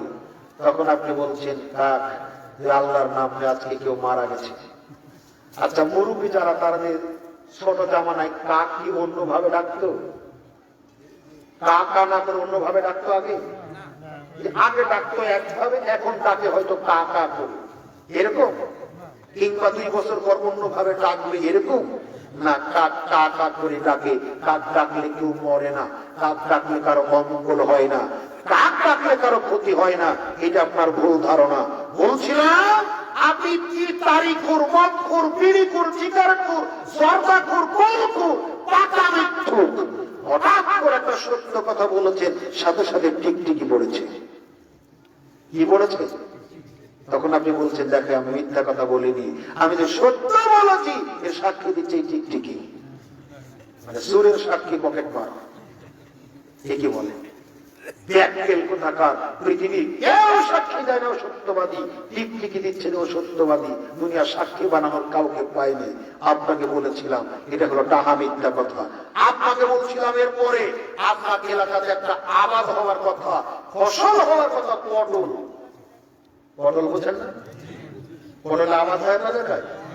পটল তোলার সময় দেখছি আমার এলাকায় যে ঝুড়ি, ঝুড়ি বুঝেন তো? কি বলেন আপনারা? জি, ডালি বুঝেন তো না? ডালিটা পিছন নিয়ে থাকে, ওরে পটল তুলে তুলে পিছনে রাখে, সামনে রাখলে পটলের ফলন নাকি কমে যায়। আশ্চর্য, মানুষ কত নোংরা হতে পারে। আপনাকে বলছিলাম কুরবানি করেছেন, কুরবানি করার পর গরুর আপনার মুখের হাড়, ছাগলের মুখের হাড় সুন্দর করে মাংস ছিঁড়ে কাঁঠালের কাছে রেখেছেন। কেন? আপনার কাঁঠাল বেশি ফলবে। আপনি অমাবস্যা পূর্ণিমা রাত্রিতে ইঁদুরের গর্তের মাটি গাছে ঢেলান, কেন? ফলন বেশি হবে। আপনি শামুকের মালা গেঁথে, খড়ের মালা গেঁথে আপনি গাছে বেঁধে রাখেন, ফলন বেশি হবে। ফলন বেশি হবে, এটা যেমন ঠিক, আপনার ঈমান তেমন চলে গেছে, এটাও ঠিক। আপনাকে বলছিলাম পরের কিছু বিষয়, সেটা হলো আপনার এলাকার গরিব মানুষ বাড়িতে হঠাৎ মেহমান সকাল বেলাতে আপনার বাড়িতে গেছে কিছু 1 কেজি চাল ধার নিতে, আপনি দিতে রেডি, প্রস্তুত। আপনার বিয়ে পাশের বউ চট করে আশ্চর্য, তোমার বয়স তো হলো, তুমি আজও বুঝতে শিখলে না। কি হলো? তুমি জানো না সকাল বেলাতে বাসু ছাড়ি না দিতে, রাত্রে বেলাতে সন্ধ্যার বাকি না দিলে ঘর থেকে কিছু বের করা যায় না। কি হবে? দিলে ঘরের লক্ষ্মী যাবে। ও ভাই, লক্ষ্মী তো হিন্দুদের দেবতা, আপনার ঘরে কেন? 13 কোটি দেবতার একটা দেবতা লক্ষ্মী। লক্ষ্মী তো হিন্দুদের দেবতা, আপনার ঘরে কেন?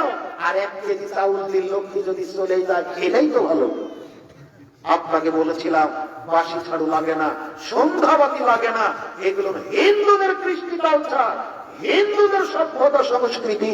আপনি এগুলো থেকে বাঁচার চেষ্টা করুন। আল্লাহ আমাদের তৌফিক দান করুন, আল্লাহুম্মা আমিন। সম্মানিত সুধী মণ্ডলী, আপনাকে বলছিলাম পরের যে বিষয়টা, সেটা হলো সংক্রমণ। ইবনে মাসউদ রাদিয়াল্লাহু তাআলা আনহু বলেন, রাসূল সাল্লাল্লাহু আলাইহি ওয়াসাল্লাম একদা কামাকিনা আমাদের নিকটে দাঁড়ালেন, বক্তৃতা করতে গিয়ে বললেন, লা ইয়াদি শাইউন শাইয়ান ফাকাল আরাবিয়ুন ইয়া রাসূলুল্লাহ আল ফাইলু হারিউল সালাসাতু নদীকুহু। আল্লাহর নবী বলছেন, শোনো, সুরক্ষণ কুলক্ষণ বলে কিছু নেই, তোমরা শোনো, সংক্রমণ বলে কিছু নেই, শ্বাসের রোগ বলে কিছু নেই। আল্লাহর নবীর এই কথা শুনে সাহাবীরা বলছেন, আল্লাহর নবী, আমাদের কোন উট যখন রোগাক্রান্ত হয়, যখন ভালো উটের ভিতরে রাখি, তখন অন্যান্য উটগুলিকে রোগাক্রান্ত করে দেয়। তখন তিনি বলছেন, তাহলে এটাই যদি হয়, তাহলে প্রথম যেই উটটা রোগাক্রান্ত হয়েছিল, অসুস্থ হয়েছিল, তার অসুখটা কার মধ্যে থেকে তার ভিতরে পার হয়েছিল? বোঝাতে পারি না আপনাদের? আমাদের ধারণা, আমরা একটা রূপ বলি চোখ উঠা, বলি না?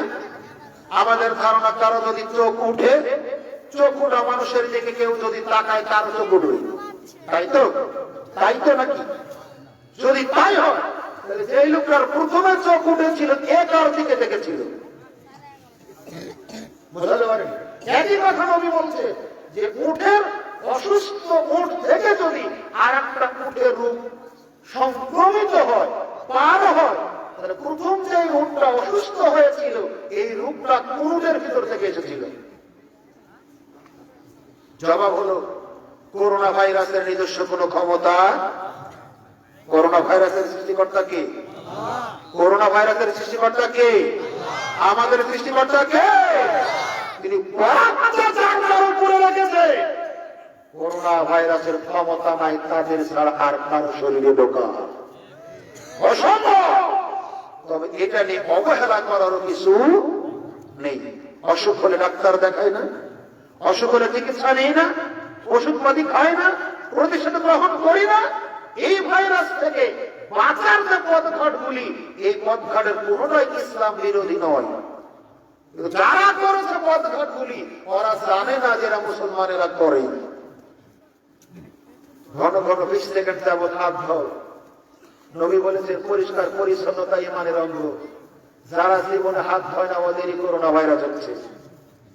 কথা বলেন, কথা বলেন। তাহলে ঘন ঘন হাত দেওয়া কি ইসলাম পরিপন্থী? অবশ্যই না। সুরক্ষার ক্ষেত্রে মাস্ক ব্যবহার করেছেন, সুন্দর দৃশ্য, সুন্দর দেখাচ্ছে। ঠান্ডার মৌসুম, ঠান্ডা থেকে রক্ষা পাবেন, ধুলাবালি থেকে রক্ষা পাবেন, অ্যাজমা থেকে রক্ষা পাবেন, কাশি থেকে রক্ষা পাবেন। আল্লাহ না করুন, এর কারণে করোনা ভাইরাস থেকে রক্ষা পাবেন। সাংঘর্ষিক কিছু নয়। অতএব ওই বেঈমানেরা জানে না যে পথঘাটগুলি আমরা আবিষ্কার করেছি, এই পথঘাটগুলি সবই হলো ইসলামের দেওয়া। এই জন্য আপনাকে বলছিলাম, করোনাকে ভয় করবেন না, ভয় করবেন করোনার প্রতিপালককে।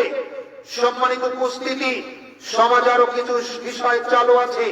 সেটা হলো এই, রাসূল সাল্লাল্লাহু আলাইহি ওয়াসাল্লামের সাহাবী, রাসূল সাল্লাল্লাহু আলাইহি ওয়াসাল্লামের ছেলে আব্দুল্লাহ যখন মারা গেলেন, সেই দিন চন্দ্রে গ্রহণ লেগেছিল, সূর্য গ্রহণ লেগেছিল। সাহাবীরা বলা বলি করছিলেন যে রাসূল সাল্লাল্লাহু আলাইহি ওয়াসাল্লামের ছেলে মারা যাওয়ার কারণে সূর্য গ্রহণ লেগেছে। আমাদের ধারণা, সূর্য গ্রহণের দিনে কোন গর্ভবতী মা যদি মাছ কুটে, কে কুটে? কে কুটে? গর্ভবতী কোন মা যদি মাছ কুটা বাছা করে, তাহলে তার বাচ্চা হবে ঠোঁট কাটা। যারা ব্যাকেল, তাদের কথা। অসভ্য মহিলা আছে, এই মহিলা কোরআনকে যেমন অবিশ্বাস করে, তার চাইতে বেশি বিশ্বাস করে হলো এই আপনার সূর্য গ্রহণের দিনে মাছ ফুটলে, অমাবস্যা পূর্ণিমার দিনে চাঁদ ফুটলে, মাছ ফুটলে ওই বাচ্চা যেটা হবে ঠোঁট কাটা হবে। এটা অসভ্যতা, বর্বরতা, অসভ্যতা।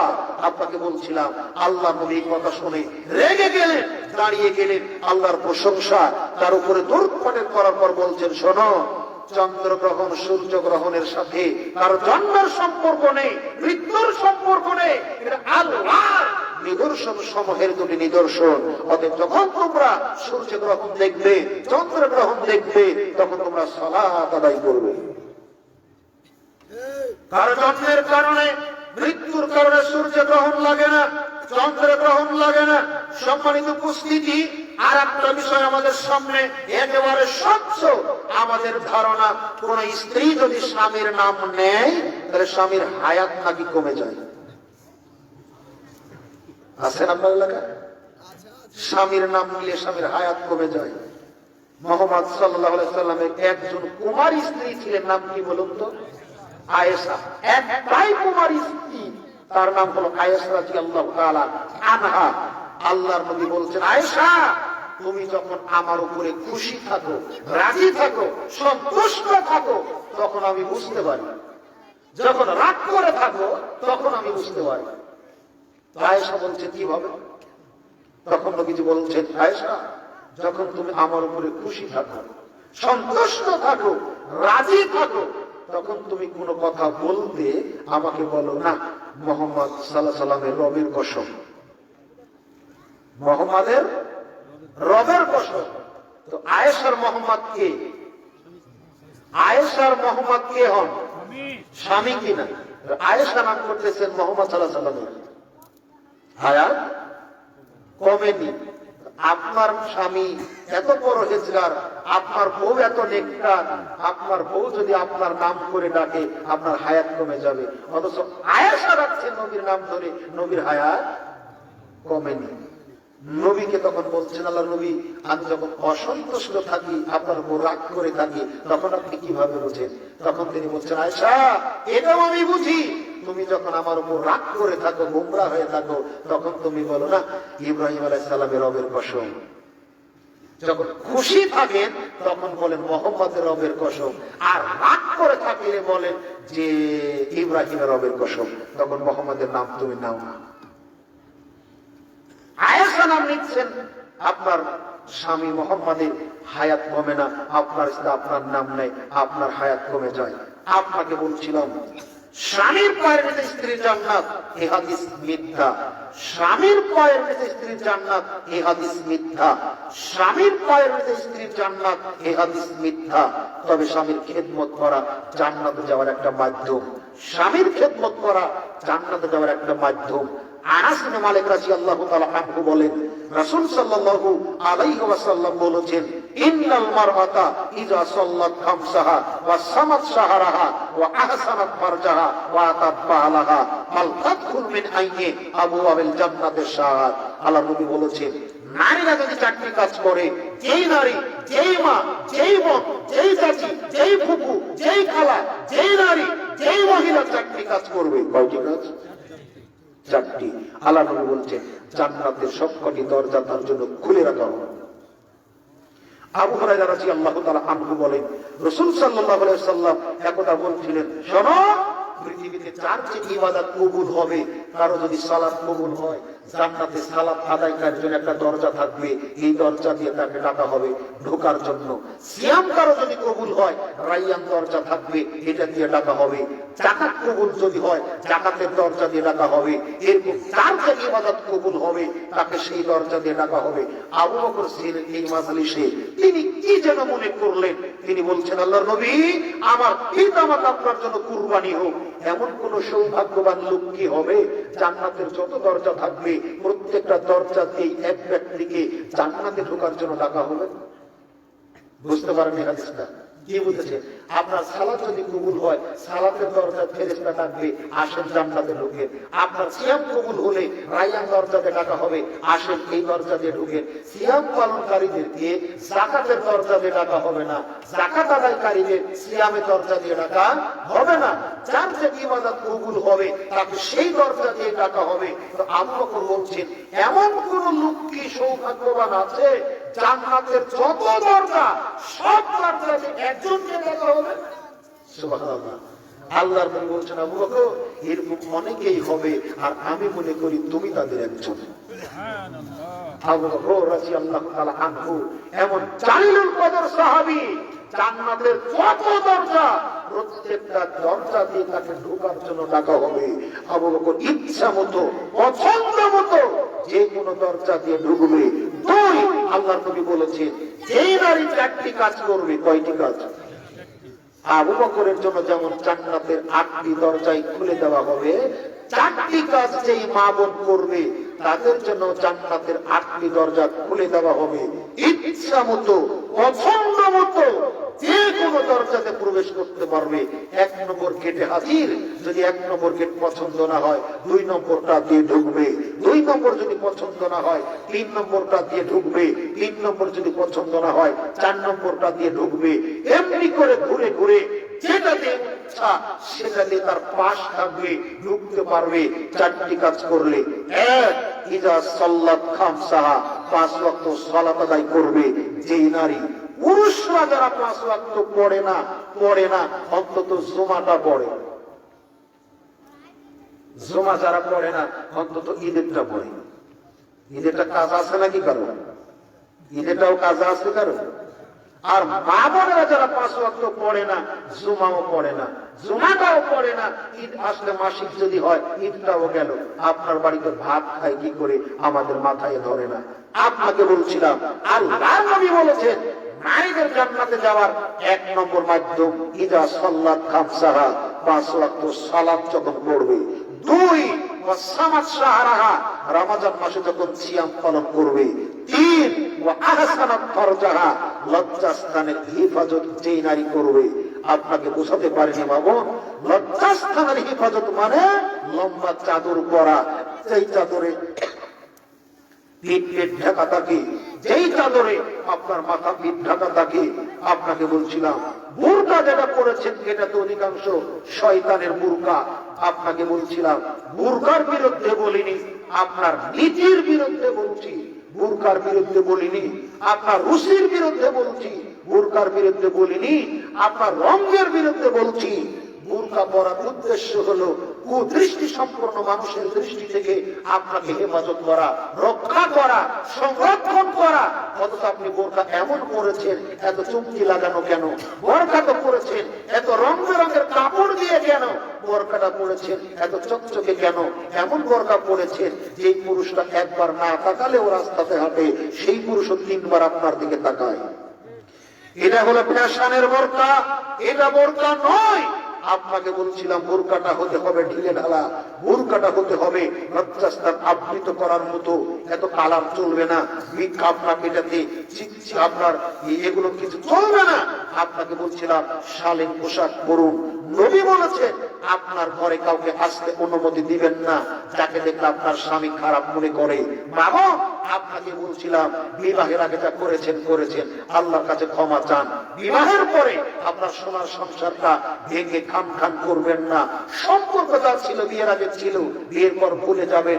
আপনার স্বামী যাকে দেখলে মন খারাপ করে, আপনার কাছে যে বসলে আপনার স্বামী যার মন খারাপ করে, তাকে আপনি ঘরে ঢুকতে দিবেন না, তাকে আপনি বসতে দিবেন না। আপনাকে বলছিলাম রাসূল সাল্লাল্লাহু আলাইহি ওয়াসাল্লামকে জিজ্ঞাসা করা হলো, আল্লাহ নবী আইয়ুন নিসায়ে খায়রুন, কোন নারী উত্তম, কোন নারী ভালো আমাদেরকে বলুন। তখন তিনি বলছেন ওই নারী হলো উত্তম, ওই নারী হলো ভালো যে নারীর দিকে তার স্বামী যখন তাকায়, তাকালে স্বামীকে খুশি করতে পারে যে নারী, এই নারী হলো উত্তম। দেখেন তো আমাদের বাড়িটা এরকম কি না? আমাদের দেখলে গুমরা হয়ে থাকে, বন্ধু বান্ধবকে যখন দেখে হাসি মুখে কথা বলে। নবী বলছেন এই নারী উত্তম নয়। স্বামীকে খুশি করতে পারে তাকালেই এই নারী, এই নারী হলো উত্তম। 2, তিনি বলছেন স্বামী হুকুম করার সাথে সাথে, আদেশ করার সাথে সাথে পালন করে যেই নারী, উত্তম সেই নারী। তবে আপনি বিড়ি খাবেন, ক্যাশলাইট চাচ্ছেন, না দিলে খারাপ হবে না। আপনি গাঁজা খাবেন, আগুন না দিলে খারাপ হবে না। আপনি ইয়াবা খাবেন, টাকা না দিলে খারাপ হবে না। নবী বলেছেন বৈধ কাজে স্বামীর কথা শোনার সাথে সাথে পালন করে যেই নারী, উত্তম সেই নারী। 3, আল্লাহর নবী বলেছেন যে স্ত্রী তার স্বামীকে দিনের কাজে সহযোগিতা করে, রাসূল সাল্লাল্লাহু আলাইহি ওয়াসাল্লাম বলেছেন যেই নারী ওটাই পছন্দ যেটা তার স্বামী পছন্দ করে, যেই নারী ওটাই অপছন্দ যেটা তার স্বামী অপছন্দ করে, এই নারী হলো উত্তম। সাওবান রাদিয়াল্লাহু তাআলা আনহু বলেন রাসূল সাল্লাল্লাহু আলাইহি ওয়াসাল্লামকে আমরা বললাম আল্লাহর নবী লাউ আলামনা আইয়ুল মালি খায়রুন, আমরা যদি জানতাম উত্তম মাল কোনগুলি, উত্তম বস্তু কোনগুলি, উত্তম জিনিস কোনগুলি, আমরা ওইগুলিকে হেফাজত করে রাখতাম, সংরক্ষণ করে রাখতাম, নষ্ট হতে দিতাম না।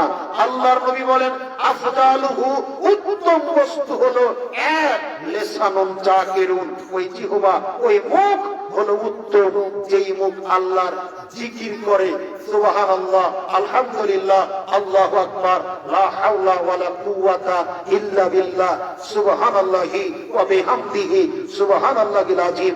এই তাসবিহ তাহলিল জিকির আজকার করে যেই মুখ, এই মুখ হলো উত্তম। আল্লাহর নবী একদা সাহাবীদেরকে জিজ্ঞাসা করলেন, সাহাবীরা বলো তো, তোমাদের মধ্যে দৈনিক কেউ কি 1000 নেকি উপার্জন করতে পারবে? সাহাবীরা বললেন, এটা কি করে সম্ভব? তখন তিনি বলছেন, দৈনিক যে ব্যক্তি, নারী হোক চাই পুরুষ হোক, 100 বার করে যদি সুবহানাল্লাহি ওয়া বিহামদিহি এই তাসবিহটা করে, বলুন তো সবাই, সুবহানাল্লাহি ওয়া বিহামদিহি, এই তাসবিহটা দৈনিক 100 বার করে যে ব্যক্তি পড়বে, তার আমলনামায় 1000 নেকি লেখা হবে। আল্লাহর নবী বলেন, জান্নাতের অনেক ভান্ডার আছে, আছে ফলের ভান্ডার, আছে কলার ভান্ডার, আছে লেবুর ভান্ডার, আছে আপেলের ভান্ডার, আছে মধুর ভান্ডার, আছে দুধের ভান্ডার, আছে শরাবের ভান্ডার। আল্লাহর নবী বলছেন, যে ব্যক্তি দৈনিক যতবার লা হাওলা ওয়ালা কুওয়াতা ইল্লা বিল্লাহ, লা হাওলা ওয়ালা কুওয়াতা ইল্লা বিল্লাহ, নারী হোক পুরুষ হোক, যে বা যারা যতবার এই তাসবিহটা করবে, জান্নাতের ভিতরে তার জন্য ততটা ভান্ডার অর্জিত হবে। রাসূল সাল্লাল্লাহু আলাইহি সাল্লাম বলছেন, সুবহানাল্লাহিল আযীম ওয়া বিহামদিহি, পড়ুন সুবহানাল্লাহিল আযীম ওয়া বিহামদিহি, নারী হোক পুরুষ হোক, যে বা যারা এই তাসবিহটা যতবার পড়বে, জান্নাতের ভিতরে তার জন্য ততটা খেজুরের গাছ লাগানো হবে।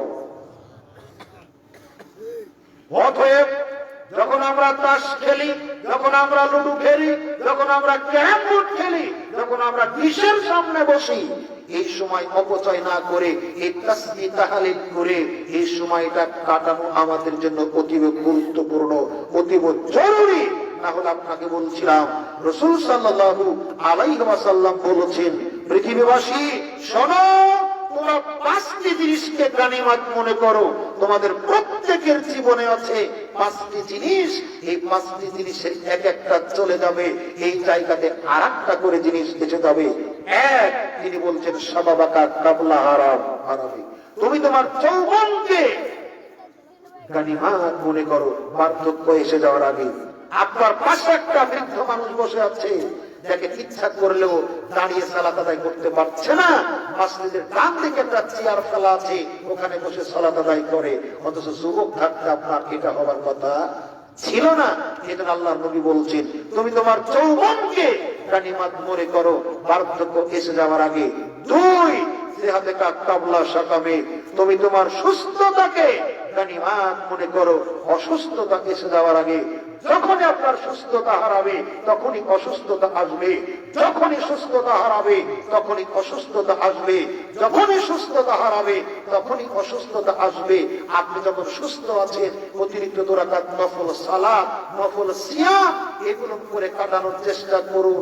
অথচ যখন আপনি অসুস্থ হবেন, শত ইচ্ছা করলেও 2টি সিয়াম পালন করতে পারবেন না। 3, আল্লাহর নবী বলেছেন, তুমি তোমার সচ্ছলতাকে, সুদিনকে গানিমত মনে করো, এর পিছনে আছে দুর্দিন। আজকে আপনারা ইনকাম ভালো, শরীর স্বাস্থ্য ভালো আছে, ইনকাম করে নিন, যেই দিন অসুস্থ হবেন সেই দিন এটা কাজে লাগবে। আপনার শরীর স্বাস্থ্য ভালো আছে, আজকে আপনি আপনার জীবনের সাথে মিলেও যেতে পারে, হয়তো আপনি খেয়াল করেননি, আজকে একটু খেয়াল করুন। যে ছেলেকে নিজে না খাইয়ে তাকে খাইয়েছিলেন, নিজে না পড়ে তাকে পড়িয়েছিলেন, নিজের যোগ্য ছেলেকে বুঝতে দেননি। বার্ষিক পরীক্ষার রেজাল্ট হয়েছে, সব ছেলে নতুন জামা গায়ে দিয়ে যায়, আপনি ধার করে ছেলেকে জামা কিনে নিয়ে দিয়েছিলেন, ছেলেকে বুঝতে দেননি। ভ্যান চালিয়ে 5 কাঠা জমি কিনে রেখেছিলেন। ছেলে যখন এমএ পাস করলো, টাকা ছাড়া চাকরি হয় না, জীবনের সঞ্চিত সম্পদ দিয়ে 5 কাঠা জমি যেটা কিনেছিলেন এটা বিক্রি করে দিয়ে ছেলেকে একটা চাকরি নিয়ে দিলেন। ছেলে আজকে বড় একটা চাকরি করে, মোটা অঙ্কের বেতন পায়, তার ছেলে মেয়ে নিয়ে শহরে ফ্ল্যাট বাসা নিয়ে ভাড়া নিয়ে থাকে, আপনার দিকে আর দেখে না। আজকে আপনি অসুস্থ, ডাক্তার দেখাবেন, ছেলের কাছে এতিমের মতো হাত পাততে হচ্ছে। ডাক্তার আপনাকে ব্যবস্থাপত্র দিয়েছে, ঔষধ কিনে খাবেন, মেয়ের কাছে হাত পাততে হচ্ছে। আল্লাহর নবী বলেছেন, তোমার এই দুর্দিন তোমার উপরে নেমে আসার আগে তুমি তোমার সুদিনকে মূল্যায়ন করো। আজকাল ওলামারা বলছে মাসনিকে দান করুন, আপনি দিবার ইচ্ছা করছেন, অন্তরটা ফেটে যাচ্ছে, কিন্তু পকেটে পয়সা নেই। এরকম দুর্দিন আসার আগে তুমি তোমার সুদিনকে মূল্যায়ন করো। চার হারাগাতা কাবলা শুনলে তুমি তোমার অবসরকে মূল্যায়ন করো। তাস খেলে কাটিও না, ক্যারাম বোর্ডে কাটিও না, লুডুর আড্ডাতে কাটাইও না, দাবার আড্ডাতে কাটাইও না, আপনার বিশ্বের আড্ডাতে কাটাইও না, তারির আড্ডাতে কাটাইও না, ইয়াবার আড্ডাতে কাটাইও না, ঝগড়া বিবাদে কাটাইও না, খেলাধুলায় কাটাইও না। এই অবসর যখনই চলে যাবে তখনই তোমাকে ব্যস্ততা এসে গ্রাস করবে। অতএব অবসর যখন আছেন তখন অবসরকে কাজে লাগান। 5 হায়াতুকা কাবলা মাউতে, তুমি তোমার জীবনকে গানিমত মনে করো। মরে গেলে তোমাকে দিয়ে আর কিছু হবে না। ছাগল মরে গেলে চামড়া ছিলে তাও ঢোল বানানো যাবে, গরু মারা গেলে চামড়া ছিলে তাও জুতা বানানো যাবে, সুটকেস বানানো যাবে, ব্যাগ বানানো যাবে। আর তুমি মারা গেলে তোমার চামড়া দিয়েও কিছু হবে না। অতএব তুমি তোমার জীবনকে গানিমত মনে করো, জীবনকে মূল্যায়ন করো। মৃত্যু এসে যাওয়ার আগে, মৃত্যু আসার আগে আমাদের জীবনের যাবতীয় পাপ মুক্তিলতা থেকে বাঁচতে হবে। আল্লাহর নবী বলেন, আল্লাহ সুবহানাহু ওয়া তাআলা রাতের প্রথমে তার এক হাত প্রসারিত করেন যাতে দিনের পাপীরা তার কাছে ক্ষমা চাইতে পারে। আল্লাহ রাব্বুল আলামিন রাতের বেলাতে হাত প্রসারিত করেন আরেকটা, যাতে করে দিনের পাপীরা, রাতের পাপীরা আল্লাহর কাছে ক্ষমা চাইতে পারে, তিনি ক্ষমা করতে প্রস্তুত আছেন। আপনাকে বলছিলাম, আল্লাহর নবী বলেছেন উত্তম জিনিস 3টি। 1 লিসানুন যাকিরুন, ওই মুখ যে মুখ আল্লাহর জিকির আজকার করে। 2 ওয়া কালবুন শাকিরুন, ওই অন্তর হলো উত্তম, যে অন্তর আল্লাহর কৃতজ্ঞতা প্রকাশ করে, শুকরিয়া আদায় করে, অল্পে সন্তুষ্টি থাকে। আপনাকে অনুরোধ করছি, তিনি বলছেন ওয়াজাউজাতুন মুমিনাতুন তুমিনহু আলা ঈমানিহি, ওই বউ হলো উত্তম, ওই স্ত্রী হলো উত্তম, ওই মহিলা হলো উত্তম, যেই মহিলা তার স্বামীকে নেকির কাজে সহযোগিতা করে, যেই বউ তার স্বামীকে নেকির কাজে সহযোগিতা করে, এই বউ হলো উত্তম। স্বামী স্ত্রী 5 ওয়াক্ত পড়ে, যে রাত্রে স্বামী আগে জাগতে পারে, ফজর আযান শুনে স্ত্রীকে ডেকে জাগায়, যে রাত্রিতে স্ত্রী আগে জাগতে পারে স্বামীকে ডেকে জাগায়। স্বামী স্ত্রী দুইজনে তাহাজ্জুদ পড়ে, যে রাত্রে যে আগে জাগতে পারে সে স্বামী অথবা স্ত্রীকে ডেকে জাগায়, উঠুন তাহাজ্জুদ পড়তে হবে, উঠুন ফজর পড়তে হবে। এইভাবে যেই নারী তার স্বামীকে দিনের কাজে সহযোগিতা করে, আল্লাহর নবী বলেছেন এই নারী হলো উত্তম। আপনাকে বলছিলাম এরপরের যে বিষয়টা, রাসূল সাল্লাল্লাহু আলাইহি ওয়াসাল্লামের সাহাবী আবু তালহা রাদিয়াল্লাহু তাআলা আনহু বলেন, খয়বরের যুদ্ধের দিন, খন্দকের যুদ্ধের দিন আমরা খন্দক পরীক্ষা খনন করছিলাম, হঠাৎ করে একটা পাথর বের হলো, আমরা সরাতে পারছিলাম না আর ভাঙতেও পারছিলাম না। আমরা এই ঘটনাটা নবীজিকে বললাম, আল্লাহর নবী বিরাট আকারের এক পাথর, আমরা ভাঙতেও পারছি না, সরাতেও পারছি না। আল্লাহর নবী বলছেন আমি দেখছি। তিনি চলে গেলেন খন্দকের কাছে, এরপর তিনি মাথায় একটা কাপড় বেঁধে গর্তে নামলেন, একটা কুঠার হাতে নিয়ে আঘাত হানতে না হানতেই পাথরটা ভেঙে চৌচির হয়ে গেল। সাবের রাদিয়াল্লাহু তাআলা আনহু বলছেন, আমি দূর থেকে দেখলাম আল্লাহর নবী যখন হাত উত্তোলন করছেন কুঠার নিয়ে, তার পেটে কয়েকটা পাথর বাঁধা আছে কুঠার যন্ত্রণাকে লাঘব করার জন্য। দৃশ্যটা আমার খুব খারাপ লাগলো, অন্তরটা কেঁদে উঠলো। আমি দ্রুত গতিতে চলে গেলাম বাড়িতে। আমার স্ত্রীকে ডাকলাম, ডেকে বললাম, আল্লাহ নবীকে দেখলাম পেটে পাথর বাঁধা অবস্থায়, আমি নিজেকে সামলাতে পারিনি, আমি ছুটে এসেছি, দেখো তো তার জন্য কিছু করা যায় কিনা। আমার বউ আমাকে বলল, আমার কাছে আছে ছোট একটা ছাগলের বাচ্চা আর 1.5 কেজি পরিমাণ জব। আমি বললাম, এটা পিষে তুমি খামির করে নাও, আমি ছাগলের বাচ্চাটা জবে করে দিলাম, তুমি গোশত রেডি করে নাও। আমি চলে গেলাম নবীজির কাছে, নবীজিকে ডেকে কানে কানে বললাম, আল্লাহর নবী, 2.5 কেজি জবের আটা আর ছোট একটা ছাগলের গোশত আমার বাড়িতে আছে, আপনি তো একজন সাহাবী নিয়ে আমার বাড়িতে দাওয়াত খেতে যাবেন। আল্লাহর নবী খাদ্যের পরিমাণ শুনে খন্দকের ময়দানে দাঁড়িয়ে সাহাবীদেরকে লক্ষ্য করে বললেন, শোনো খন্দকের সাহাবীরা, তোমরা তো ভুক্ত, তোমাদের ভাই তাদের দাওয়াত দিয়েছে, চলো তার বাড়িতে খাবার যেতে হবে। আল্লাহর নবীর দাওয়াত পাওয়ার সাথে সাথে খন্দকের যুদ্ধে প্রায় 1000 সাহাবী রাসূলের পেছনে চলতে আরম্ভ করলেন। আবু জাবের রাদিয়াল্লাহু তাআলা আনহু চিন্তায় পড়ে গেলেন, হায় হায়, এখন কি হবে? খাদ্যের পরিমাণ তো এতটুকু। তিনি চলে গেলেন বাড়িতে দ্রুত গতিতে। এরপর তার স্ত্রীকে ডেকে বলছেন, হায় হায়, বলো কি হবে এখন? আমি তোমার কথা মতো নবীজিকে দাওয়াত দিলাম 2-4 জন সাহাবীকে নিয়ে আসার জন্য, নবীজি খন্দকের সব সাহাবীকে নিয়ে চলে আসলেন, এখন কি হবে? জাবেরের স্ত্রী তখন জাবেরকে ডেকে বলছেন, আমাদের খাদ্যের পরিমাণ, আমাদের গোশতের পরিমাণ নবীজিকে কি বলেছেন? কে বলছেন? কে বলছেন? জাবেরের স্ত্রী কাকে বলছেন? তার স্বামী জাবেরকে। আমাদের খাদ্য তো 2.5 কেজি জবের আটা আর ছোট একটা বকরি জবের করা গোশত, এই পরিমাণের কথা নবীজিকে কি বলেছেন? তখন জাবের বলছেন, হ্যাঁ, এটা অবশ্য বলেছি। তখন জাবের স্ত্রী বলেছেন, নবী যদি জেনেই থাকেন, ভয়ের কোনো কারণ নাই, আল্লাহ একটা ব্যবস্থা করেই দিবেন। এরকম বউ যদি বাড়িতে থাকে, সারা জীবন যদি মাছ কিনতে না পারেন, উঁচু গলায় কোনোদিন কথা শোনা যাবে না। সারা জীবন যদি দামি শাড়ি কিনে দিতে না পারেন, এই পরিবার থেকে জান্নাতি সুগন্ধি বের হবে, এই পরিবার থেকে কোনোদিন কণ্ঠের উঁচু আওয়াজ শুনতে পাবে না। আর বউ যদি দাজ্জাল মার্কা হয়, 5-7টা শাড়ি থাকবে, তবু নতুন একটা চায়, 5-7টা ব্লাউজ থাকবে, নতুন একটা চায়, 5-7টা পেটিকোট থাকবে, নতুন একটা চায়, 5-7টা বোরকা থাকবে, তবু আর একটা চায়। আল্লাহর নবী চলে গেলেন, জাবের রাদিয়াল্লাহু তাআলা আনহুকে ডেকে বললেন, জাবের শোনো, আমি তোমার বাড়িতে না যাওয়া পর্যন্ত গোশতের হাঁড়ি থাকবে চুলার উপরে, তুমি নামাবে না। জাবের শোনো, তোমার আটাগুলি খামির করে ঢেকে রাখবে, আমি না যাওয়া পর্যন্ত রুটি বানাতে লাগবে না। আর একটা কথা তুমি শোনো, প্রতিবেশী মহিলা যারা আছে তাদেরকে তুমি ডাকবে, যাতে করে তোমার স্ত্রীর কাজে সহযোগিতা করতে পারে। সুবহানাল্লাহ বললেন না? আরে 2.5 কেজি জবের তরু আটা, পাড়ার মহিলা কি করবে?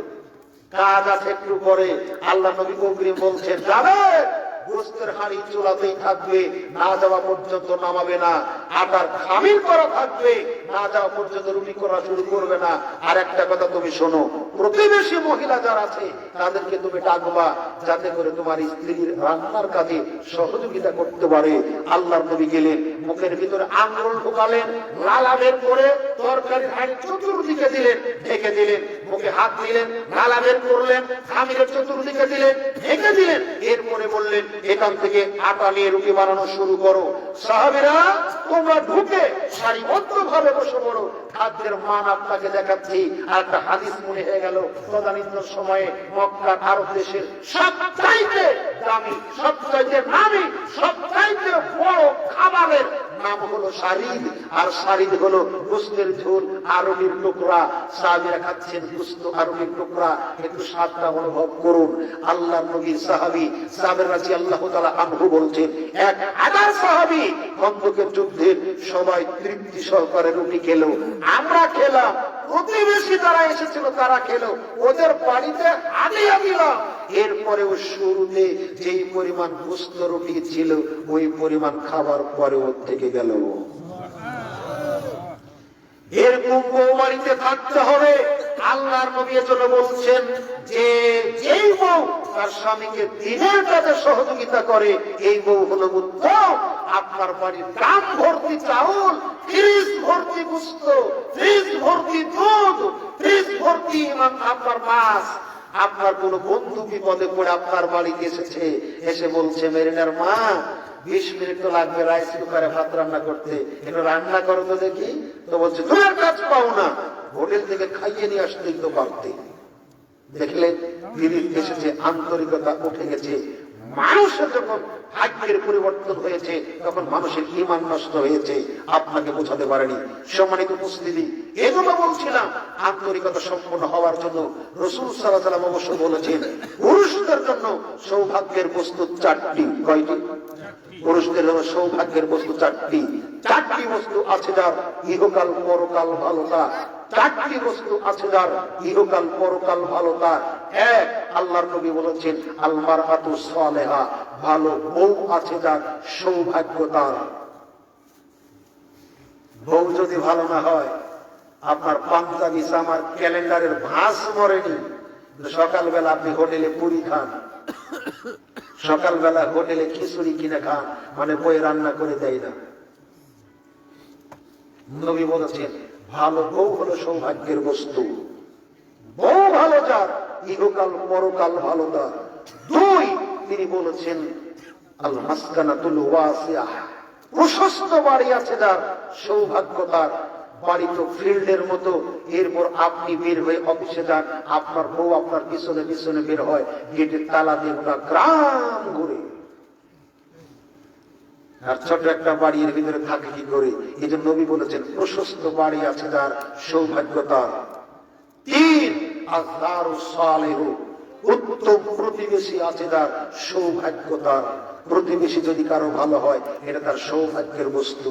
আপনি বাড়িতে থাকবেন না, কিন্তু নিশ্চিন্তে থাকতে পারবেন, কারণ আপনার প্রতিবেশী ভালো। বিপদ আপদে আপনার পরিবারকে সহযোগিতা করবে। এই জন্য নবী বলেছেন যে উত্তম প্রতিবেশী আছে যার সৌভাগ্য তার। 4, তিনি বলেছেন ভালো বাহন আছে যার সৌভাগ্য তার। শীতের মৌসুম, মোটরসাইকেলটা এত খারাপ, এখান থেকে হাফ কিলো যেতে 8 বার ক্লিক মারা লাগে, এটা সৌভাগ্যের বস্তু না। নবী বলেছেন ভালো বাহন আছে যার সৌভাগ্য তার।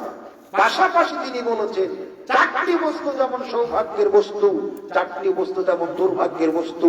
হ্যাঁ, আল মারআতু শার আর শাররুল মারআতি, খারাপ বউ যার দুর্ভাগ্য তার। বউ যদি ভালো না হয়, যতই আপনি যা বলেন ভিতরে শান্তি থাকবে না। 2, তিনি বলছেন খারাপ বাড়ি যার, সংকীর্ণ বাড়ি যার দুর্ভাগ্য তার। 3, তিনি বলছেন খারাপ প্রতিবেশী যার দুর্ভাগ্য তার। আপনি যেখানে থাকবেন, প্রতিবেশী যদি খারাপ হয়, আপনি আতঙ্কিত থাকবেন, ভীত থাকবেন, শঙ্কিত থাকবেন। না জানি আপনার প্রতিবেশী গরু ছাগলে আপনার ফসলের ক্ষয়ক্ষতি করবে, না জানি আপনার প্রতিবেশী আপনার পরিবারের জানমালের ক্ষয়ক্ষতি করবে। সবসময় আপনি আতঙ্কিত থাকবেন। এই জন্য খারাপ প্রতিবেশী যার দুর্ভাগ্য তার। 4, তিনি বলছেন খারাপ বাহন যার দুর্ভাগ্য তার। 4টি বস্তু যেমন সৌভাগ্যের বস্তু, 4টি বস্তু যেমন দুর্ভাগ্যের বস্তু। অতএব এই 4টি ভালো বস্তুগুলি অর্জনের চেষ্টা করি, 4টি খারাপ বস্তু বর্জনের চেষ্টা করি। আল্লাহ সুবহানাহু ওয়া তাআলা আমাদের সে তৌফিক দান করুন, আল্লাহুম্মা আমিন। পাশাপাশি সর্বশেষ যে কথাটা বলছিলাম, আমার আপনার আমল আল্লাহর নিকটে কবুল হওয়ার ক্ষেত্রে 4টি শর্ত জরুরি। 1, ঈমান। 2, রাসূলের তরিকা অনুযায়ী। 4, একনিষ্ঠ হবে আল্লাহর উদ্দেশ্যে। 4, আপনার এই ইবাদতটা একমাত্র শুধুমাত্র কেবলমাত্র আল্লাহর উদ্দেশ্য হতে হবে। আসুন এর পরবর্তীতে আমরা হালাল রুজি গ্রহণ করি। ইবাদত কবুলের জন্য 4র্থ শর্ত এটা। আল্লাহ সুবহানাহু ওয়া তাআলা আমাদেরকে যাবতীয় শিরক, বিদআত এবং কুসংস্কার পরিহার করে শিরক মুক্ত ঈমান এবং বিদআত মুক্ত আমল নিয়ে কবরে যাওয়ার তৌফিক দান করুন, আমিন। এই প্রতিষ্ঠানের খবর আপনারা শুনেছেন ইতিপূর্বেই। আপনাদের সবিনয় অনুরোধ করব, যারা দান করেছেন আলহামদুলিল্লাহ, আবারও করলে আবারও নেকি পাবেন। যারা করেন নাই তাদের কাছে বিনীত অনুরোধ, আপনারা বিনা দানে যাবেন না। তথাপি প্রতিষ্ঠান থাকবে, দায়িত্বশীল থাকবে, তাদের হাতে আপনারা দানের সিলসিলাটা, রেওয়াজটা, রীতিনীতিটা চালু রাখবেন। আল্লাহ সুবহানাহু ওয়া তাআলা আপনাদেরকে বহু গুণে বাড়িয়ে দিবে। একটা হাদিস যথেষ্ট, তিনি বলেছেন যে ব্যক্তি আল্লাহর উদ্দেশ্যে একটা মসজিদ নির্মাণ করবে, আল্লাহ জান্নাতের ভিতরে তার জন্য গৃহ নির্মাণ করবে। একটা হাদিস কি দানের ব্যাপার আমাদের জন্য যথেষ্ট নয়? অতএব এই হাদিসের প্রতি উদ্বুদ্ধ হয়ে যে তার সামর্থ্য অনুযায়ী দান করার চেষ্টা করুন। আল্লাহ আমাদের সাথে তৌফিক দান করুন, আমিন।